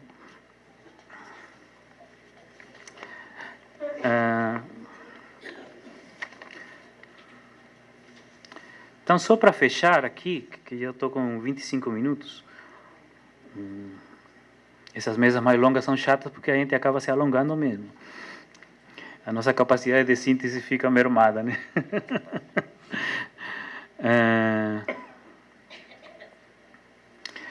E eu quero ler só os últimos 3 parágrafos do texto. Eu falo assim: o contexto hoje é tão ou mais adverso do que no ano em que a geografia da fome viu a luz, pouco depois da Segunda Guerra Mundial, como o professor Rui comentou, né? Mas é nesses tempos que devemos ter mais propostas, sonhar mais alto e aprofundar na educação, com as pessoas, com os estudantes, com os pares, na sociedade como um todo, como um processo criativo e crítico. Daí o convite dos seus professores a visitarem a biblioteca e descobrir uma obra tão importante, instigante, né? Se o Chico Science, ele ficou tão tocado, por que um estudante de geografia não pode ficar tocado, né? O Chico Science é um dos meus heróis. Quando eu cheguei ao Brasil, ele estava em alta, depois o cara morreu, eu fiquei super zangado, né? E ele era muito apaixonado pelo José de Castro, né? Os manifestos do Mangue Beat estavam todos permeados com as propostas dele, né?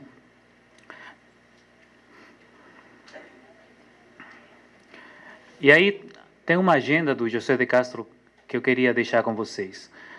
Sonhar e propor, fazer e não só falar, ser intelectuais práticos, cuidantes, pensar no outro, no caso da saúde, e não no próprio poder e na glória pessoal. Integrar o que está espalhado com o grande objetivo de diminuir o sofrimento, né?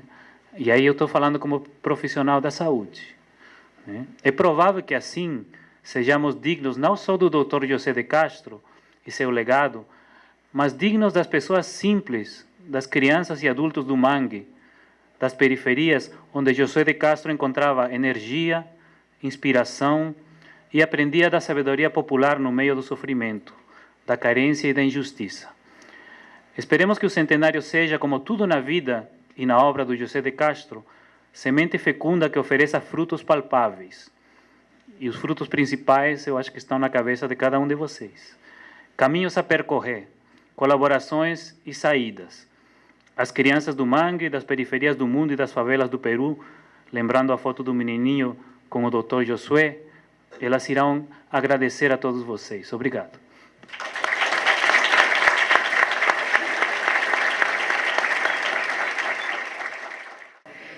Então, para chamar a atenção para um ponto que é muito importante na geografia e que, na minha opinião, tem ficado um pouco no esquecimento, pelo menos no dia a dia aqui da geografia da UF, que é a que eu acompanho, né?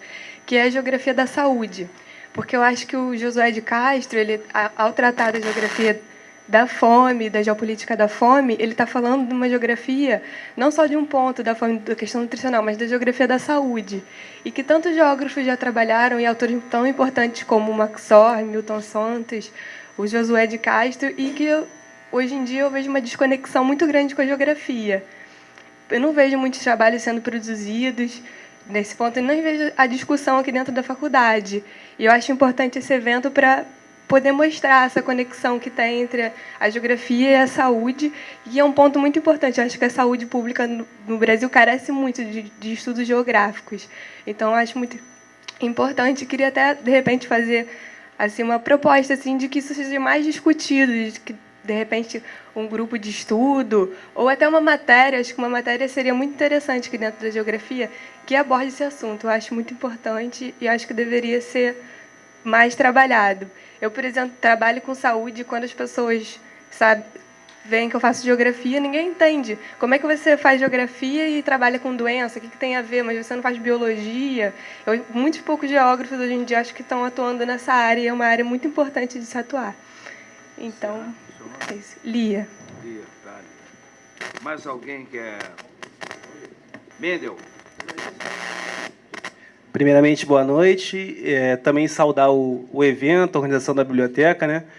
Acho que, enquanto estudante da universidade, desde 2003, a gente vê que a biblioteca, paulatinamente, as pessoas têm se esforçado bastante para construir a biblioteca mais bacana, né? Mais interessante para todos os estudantes. E eu acho que esse evento de hoje é um salto bastante significativo mesmo, né? E por mais que a gente veja vários apoios, né? Realização, todo mundo quer colocar o seu símbolozinho na parte da realização, a gente sabe que essas coisas só se dão pela vontade em si das pessoas que se esforçam para organizar, né? E elas que eu queria primeiramente saudar. Depois, apontar muito interessante o debate que a mesa colocou, e a questão que eu tenho talvez seja mais até de curiosidade do que de alguma profundidade acadêmica mais específica. Eu queria saber, em especial dos professores geógrafos da mesa, da relação ou não relação de Josué de Castro e a AGB. Se sim, se ela via onde ela se encontrou, e se ela não houve, mas se há alguma razão em si. Tá ok? Mais alguém com alguma pergunta? Pode vir. Antes de tudo, boa noite a todos. Mais uma vez, destacando aí a importância, né, de um encontro como esse. Muito bom voltar à faculdade, a gente acaba um curso, volta e encontra pessoas antigas participando dos eventos da faculdade e pessoas novas aqui. Mas, enfim, a pergunta que eu tenho a fazer é a seguinte: como não desanimar da luta por uma maior justiça social, por uma luta contra a fome, frente ao modelo econômico que temos umas bolsas de mercadorias e futuros, que temos produtos de safras de 2010, 2012 já vendidas, completamente especulativas, né? Modelos de especulação onde o empresário, o investidor, quase nunca sai perdendo, dificilmente sai perdendo, e muitas vezes ele torce e luta para que haja algum problema e aquele produto que ele está comprado se valorize cada vez mais em detrimento de uma minoria, na verdade, de uma maioria que não tem acesso a esse bem. Então, essa é a minha pergunta. Você é o? Tiago. Tiago, tá ok, Tiago. Mais alguém com alguma pergunta, alguma... Diego? Isso. Aí. Não, eu queria perguntar aos componentes da mesa, fazer uma explicação que debate do centenário de José de Castro, a questão da saúde pública, soberania alimentar, um debate que até foi pontuado hoje à tarde, né, sobre Fome Zero, outras políticas, né, contextualizar como é que o governo Lula, né, quando a esperança venceu o medo, as eleições de 2002, né, e tal, como é que essa temática, né, interdisciplinar se deu, né, mas dando uma contextualizada não somente na eleição do governo Lula em si, né, mas tudo o que essa eleição significou de uma trajetória de movimentos sociais, né, a construção da Central Única dos Trabalhadores, o movimento dos trabalhadores rurais sem terra e a construção do Partido dos Trabalhadores ao longo da década de 80 e 90 e início do século XXI, que vai redundar nas eleições e, infelizmente, né, na derrota da esperança aí do governo e tal, né? O que a gente pode esperar para frente, se tem outros caminhos, então, essas coisas. Muito bem. Bom, o professor Rui quer responder ao Mendel, a Lia. Mendel, não. Foi não foi Lia, foi Mendel. Lia foi saúde. Isso, Lia, eu concordo, gênero, número e grau. Talvez grupos de estudos, né? Por que você não puxa? Já que você, com toda essa saúde, né?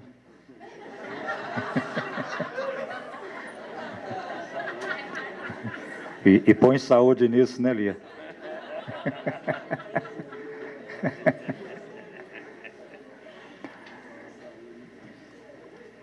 Mas eu acho que a Lia falou e a Leila deve ter anotado a sugestão, né? Ficar atenta aí, talvez uma próxima programação da biblioteca puxando para a área da saúde, não é isso? Exatamente. E talvez Lia puxe um grupo de estudo. Quem mais mexe com saúde aqui na sala? Então, olha aí. Isso.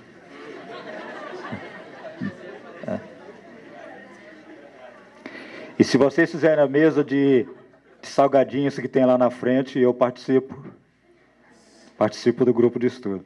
Mas falando sério ali, eu acho que é importantíssimo isso sim.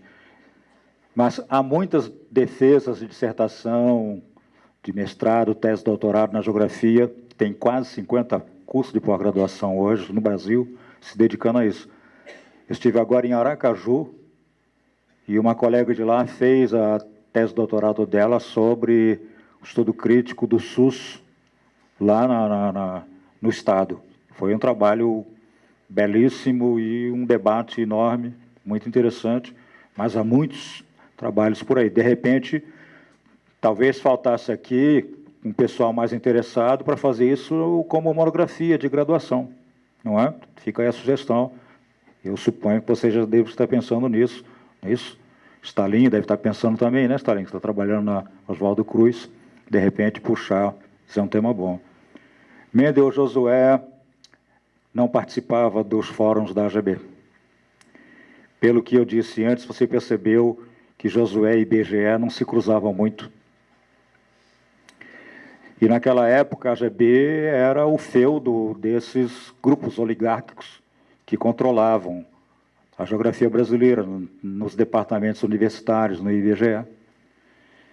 E Josué não era chamado por fórum nenhum da geografia para falar o que quer que fosse.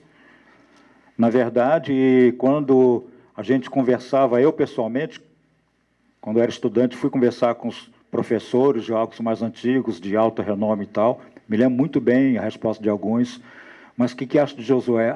Era um cara muito vaidoso, não é nada disso que vocês estão dizendo, é um cara que vivia no Mercedes para lá e para cá. Ele dizia, mas sim, mas você leu o livro dele?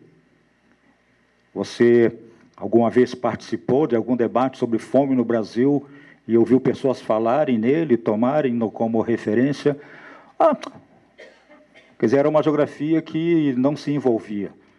O discurso desse pessoal é que o assunto político, o assunto social, e isso ficava para a história, para a antropologia, para a sociologia, e ele vem com uma geografia social, numa época dessa, num contexto desse, de uma geografia fortemente conservadora e fortemente envolvida com o Estado. E a AGB era um repeteco deste quadro que existia nos departamentos universitários e tal. Exatamente por causa disso é que a AGB, em 79, fez a grande ruptura na sua história, na sua própria história.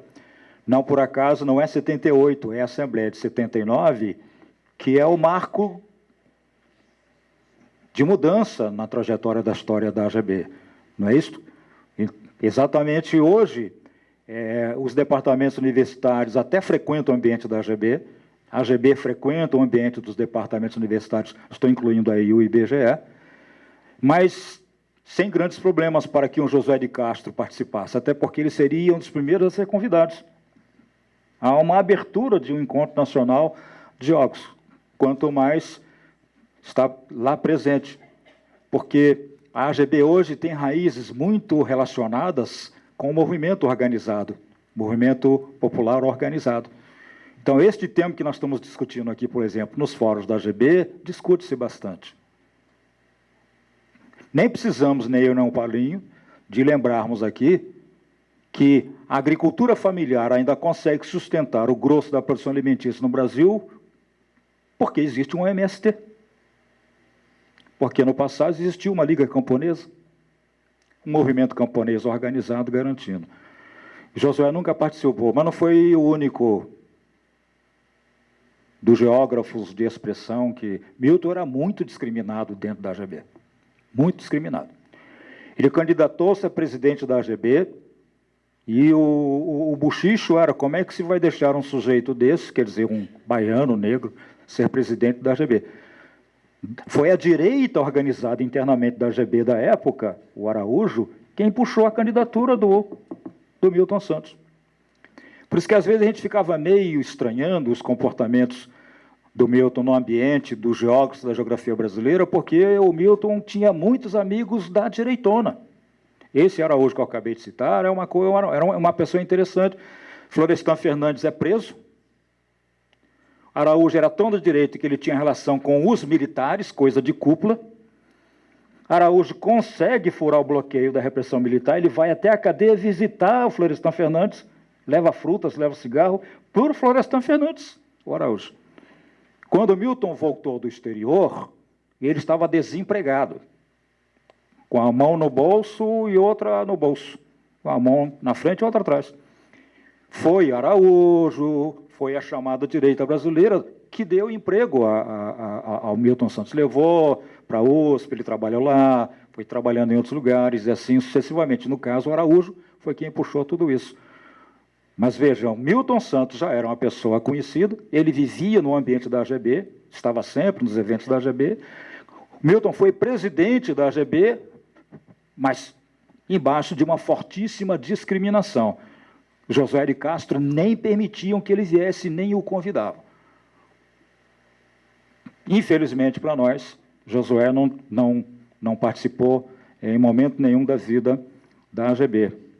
Tiago, quem está desanimado? Eu estou muito animado. Hein, Tiago? Eu estou animadíssimo. Eu entendi. Eu entendi.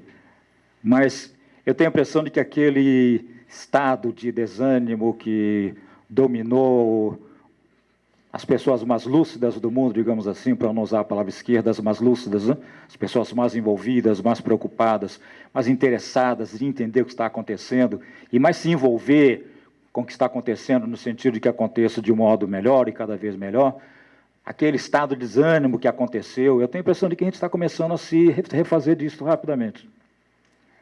Tem forte impressão de que este é um clima que começa a se dissolver. Eu entendi, você usou a palavra desânimo. Talvez não exista mais um desânimo tão forte assim. O fato de estarmos aqui discutindo um geógrafo como esse na história da geografia brasileira significa o nosso ânimo. Não é isso? O nosso desejo de que, então, certas coisas que até então não eram do conhecimento, agora não só se tornem conhecidas, mas a gente se envolva com esses personagens, não é isso? E pode ter certeza, Tiago, não é só Josué de Castro, não. Há muita gente da geografia brasileira que a elite da geografia brasileira sempre marginalizou e que esse pessoal vai começar a vir ao nosso conhecimento e cada vez mais. João Dias da Silveira, que era um geógrafo de origem operária. Orlando Valverde, que sempre foi discriminado dentro da AGB, mais do que a gente possa supor, porque Orlando não fazia parte do departamento universitário nenhum. Ele nunca foi professor universitário. Teve uma passagem como professor universitário muito rápida na PUC, mas ficou muito pouco tempo lá. Orlando era, dentro do IBGE, marginalizado. Na época da ditadura, ele era escorraçado. E quem mandava na geografia brasileira era um punhadinho de departamentos universitários. Não sei se eu te respondi, Tiago. E, por tabela, não sei se também é o Diogo, né, Diogo? Eu acho que a gente hoje não está mais tão espantado com a conjuntura Lula.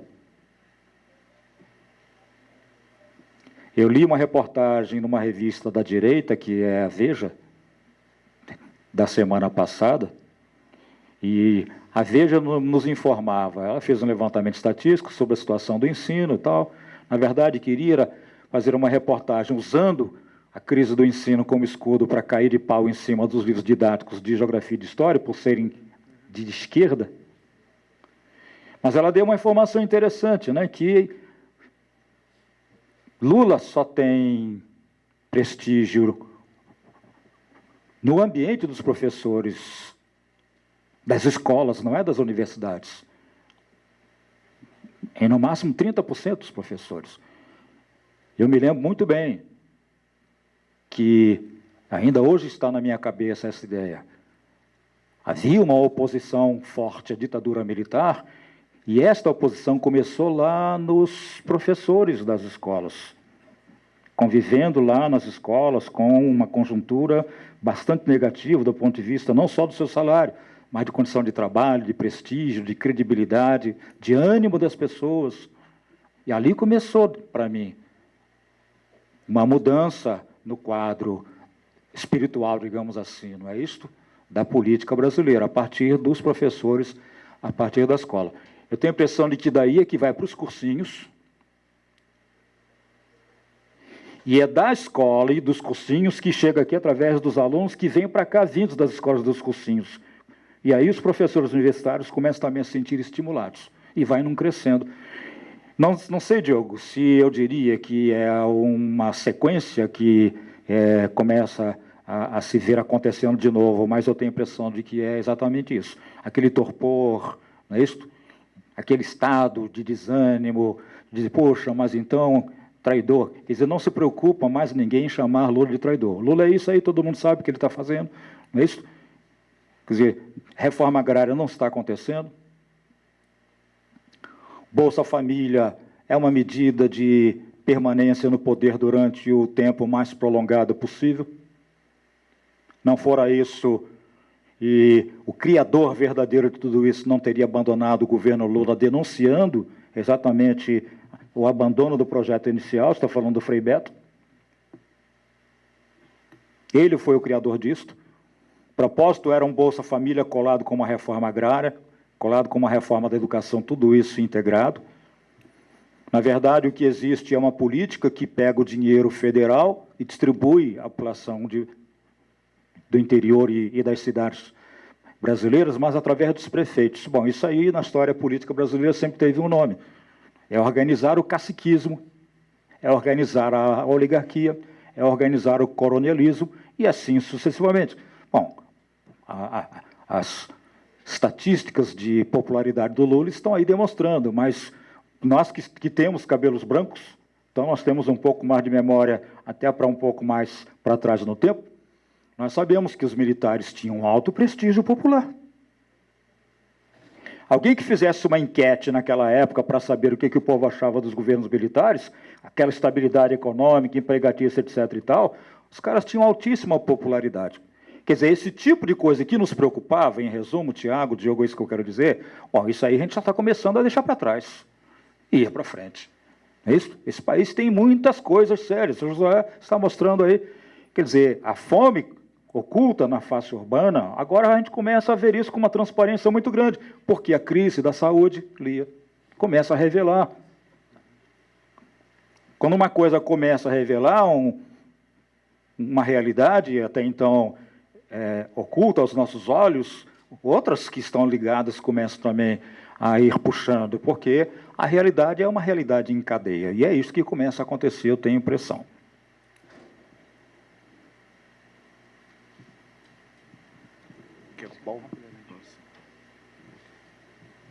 Não, só um comentário breve em relação a essa questão tão puxada pelo Diego em relação ao governo Lula, essa questão da fome, né? Desenvolvendo um pouco mais um argumento que o Rui apontou, né? Diogo, né? Desculpe.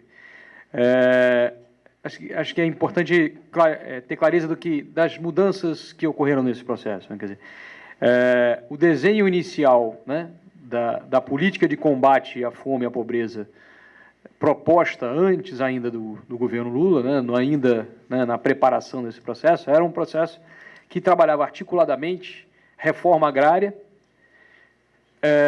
uma ação efetiva do Estado, né, e da sociedade civil, né, organizada na compra de alimentos e na redistribuição desses alimentos para a população carente. Quer dizer, na realidade, a lógica que estava posta era uma lógica de articular produção de alimentos a partir da reforma agrária, com comitês sociais de mobilização de combate à pobreza, isso vem desde o Betinho, etc. e tal, né, na conformação de uma rede ampla de articulação campo-cidade, inclusive, que permitisse que você se construísse, na realidade, uma outra proposta de organização produtiva e de distribuição da produção. Né. Esse processo vai ser, então, quebrado, né, pela opção política de se trabalhar com a distribuição de dinheiro para a população através, então, do Bolsa Família, que é, na realidade, um programa herdado do governo Fernando Henrique. Né? O governo Lula faz amplificar esse programa, multiplicá-lo, como uma política assistencialista, clientelista e que não aponta efetivamente para uma articulação política mais ampla da população trabalhadora do campo e da cidade. Então, ele desconstrói o caráter político que estava por trás da possibilidade, né, de mobilização social em prol da reforma agrária e de uma outra organização social mais profunda e desconstrói isso para uma política que, como o Rui já falou, é uma política clientelista, uma política que não organiza, que não colabora para a organização da população brasileira. Né? Então, é emblemático que tenha sido um dos principais programas, né, a ser jogado fora logo de início. Né? Porque ele tinha esse potencial organizador, mobilizador da sociedade, possivelmente e potencialmente. Né? Isso é desconstruído ao longo desse processo. Né? E aí você também vai desconstruir na sequência a proposta de reforma agrária, que vem com um plano nacional de reforma agrária que vai ser desconstruído, e por aí afora você vem num processo crescente de desmobilização social cada vez maior. Né? Agora, eu acho que ter a clareza, né, de como atuam, né, os setores especuladores em relação aos alimentos, ter a clareza desse processo de desconstrução das políticas, né, e ter a clareza do processo, então, cada vez mais de tentativa de individualização das pessoas e de colocar as pessoas, né, cada vez mais apartadas, separadas, sem trabalhar conjuntamente na mobilização, é algo que a gente deve ter, né, para que a gente possa, inclusive, construir alternativas a esse modelo, e não fechar a compreensão desses processos. Não adianta se fechar a compreensão desses processos. Pelo contrário, nós temos que ter a clareza cada vez maior, né, de como esses processos de mobilização social estão postos, para que a gente possa, inclusive, criar alternativas e formas de mobilização social mais eficazes e que possam contribuir mais efetivamente para a transformação do país. Então, não adianta a gente ficar, né, olhando para esses processos não adianta a gente deixar de reconhecer esses processos, senão a gente não vai ter capacidade de, inclusive, propor transformações mais efetivas para a sociedade brasileira. Então, a gente tem que avançar na compreensão, mas não como elemento de mobilização, como elemento que nos impulsione para a própria transformação dessa realidade. Então, acho que é isso que a gente tem que buscar compreender, e aí não deve se desanimar frente a essa dinâmica dos mercados especulativos. Tem que compreendê-la cada vez maior para ter, inclusive, a possibilidade de construir alternativas a esse tipo de dominação que está posta hoje cada vez mais, né, pelas grandes corporações transnacionais, pelos interesses ligados ao capital financeiro que efetivamente movem e dominam, né, a sociedade em que a gente vive. E que a gente tem que, na realidade, compreender esses mecanismos de dominação para poder se opor a eles e transformá-los nesse processo. É isso que acho que nos cabe. E em relação a essa dinâmica, né, da crise dos alimentos, acho que um pouco isso que eu trazer uns elementos para poder ajudar nessa compreensão, e acho que está muito ainda necessário a gente avançar nesse processo de compreensão. Só dois assuntos aí em relação à questão dos generais, né? Eu me lembro que os generais eram ovacionados no Maracanã. Torciam pelo Flamengo, não é? Levavam radinho de pilha e eram bastante ovacionados. Quer dizer, a volatilidade dessa coisa volátil da opinião pública, ela não é... Ela ela não é tão assim dura, né? Então é preciso lembrar isso. Agora, agora que o Paulinho falou em relação à questão do caráter do governo Lula, eu queria só citar uma coisa só. O governo Lula, ele é eleito no contexto aliancista, tá? De saída, ele é eleito assim, né? Se vocês repararem, no segundo turno, o Lula, ele perde na área ele vai para o segundo turno por causa dos votos, da ausência dos votos da área do agronegócio, né? O mapa é nítido aí. Já no apagar das luzes, ele faz um acordo, né? Faz um acordo de dívidas, principalmente, e aí ele obtém o apoio do agronegócio, né? Apoio, inclusive, do MAGE, pessoalmente do MAGE e de outros grupos fortes, né? Na região de Mato Grosso e de Goiás. E aí ele ganha a eleição. Quer dizer, esse pessoal está dentro do governo, está dentro do pacto político, desde o primeiro momento. Não há o que esperar, porque se fosse ao contrário, seguramente Lula teria perdido a eleição, né? Passando agora para o Alberto, olha para o Rui. Bom, tanto é que o ministro da Agricultura e o ministro da Indústria foram homens do agronegócio. Diretor, né, da Sadia e tudo mais. Agora, você não precisa fazer essa ligação de militares e Flamengo, não, porque eu protesto. Protesto. E os flamenguistas ficaram zangados. Mas é uma tradição autoritária, fazer o quê? Eu só queria fazer dois comentários. Um primeiro em relação à geografia da saúde e outro em relação ao desânimo. Em relação à geografia da saúde, é uma área muito tradicional, hoje está um pouco assim meio perdida, digamos que não tem uma sala, não tem um instituto de geografia da saúde, mas ela é muito tradicional na saúde pública no mundo, né? Ela tem mais de 200 anos, mesmo antes da construção do método epidemiológico, que é o que nos permite, através da bioestatística, conhecer o comportamento das doenças. Já existia uma geografia médica que as colônias enviavam, né, profissionais, técnicos, para conhecer como que se comportavam as doenças nas suas colônias, né, um pouco para proteger não aos colonizados, mas aos colonizadores, ou então para proteger a força de trabalho, né? Mas na nossa área, e por isso que eu comentei na minha fala, existe bastante desenvolvimento em relação à reflexão sobre espaço e doença, né? Talvez nas revistas de geografia não tanto quanto nas revistas de saúde pública, né? Então na Fiocruz, pelo menos do que a gente conhece, né, tem dois grupos importantes trabalhando essa questão, e eu lembro das disciplinas que a gente fazia, tinha bibliografia de todas as partes do mundo. Eu acho que e como o professor falou, provavelmente na geografia está se produzindo muito, então a tarefa é começar a sistematizar e organizar o que já está sendo produzido aqui no Brasil e fora, né?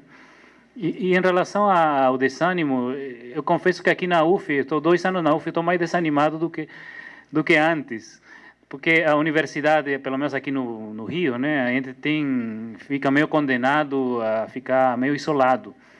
Acho que a gente fica mais desanimado quando fica muito fechado e não vê o que as pessoas estão fazendo, né?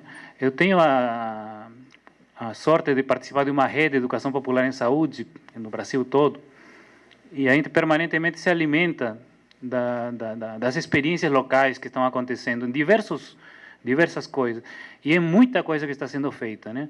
Você vê a grande capacidade que tem as pessoas simples, as pessoas comuns, a técnica de enfermagem naquele lugar mais distante, de pegar as coisas que vêm de Brasília e dar a volta, fazer uma recriação das coisas mais perversas que você possa imaginar, ou as mais estranhas, assim, textos que ninguém entende, né? A gente chegava lá, sei lá, no interior da Paraíba, e os caras fazendo um trabalho super legal, pegando texto que nem eu, que tenho doutorado, entendia.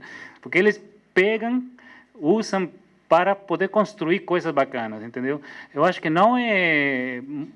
A única possibilidade de se desanimar é quando a gente se isola e não vê o que está acontecendo do lado, né? Por isso que, pelo menos na saúde, a nossa receita é clara. A gente tem que sempre afinar os sentidos para ver o que as pessoas estão fazendo, para onde as pessoas estão indo, por que as pessoas estão fazendo tal ou qual coisa, né? Não é só porque são burras, não é só porque são alienadas, não é só porque, né? Por que ovacionavam o general flamenguista, né? Você tem que ir por trás um pouquinho do senso comum, né? O senso comum falaria, flamenguista é um saco, né? Mas tem flamenguista que é gente boa, né? Eles não ovacionavam o general flamenguista. O general era flamenguista para ser ovacionado. Então, essa é outra interpretação, para não desanimar, né? Então, o mesmo acontece, eu acho que a universidade está ficando muito distante das coisas que estão acontecendo, né? Eles não vão esperar a gente chegar lá com nossa linha de pesquisa, nosso estudo, nosso projeto de extensão. Acontecem muitas coisas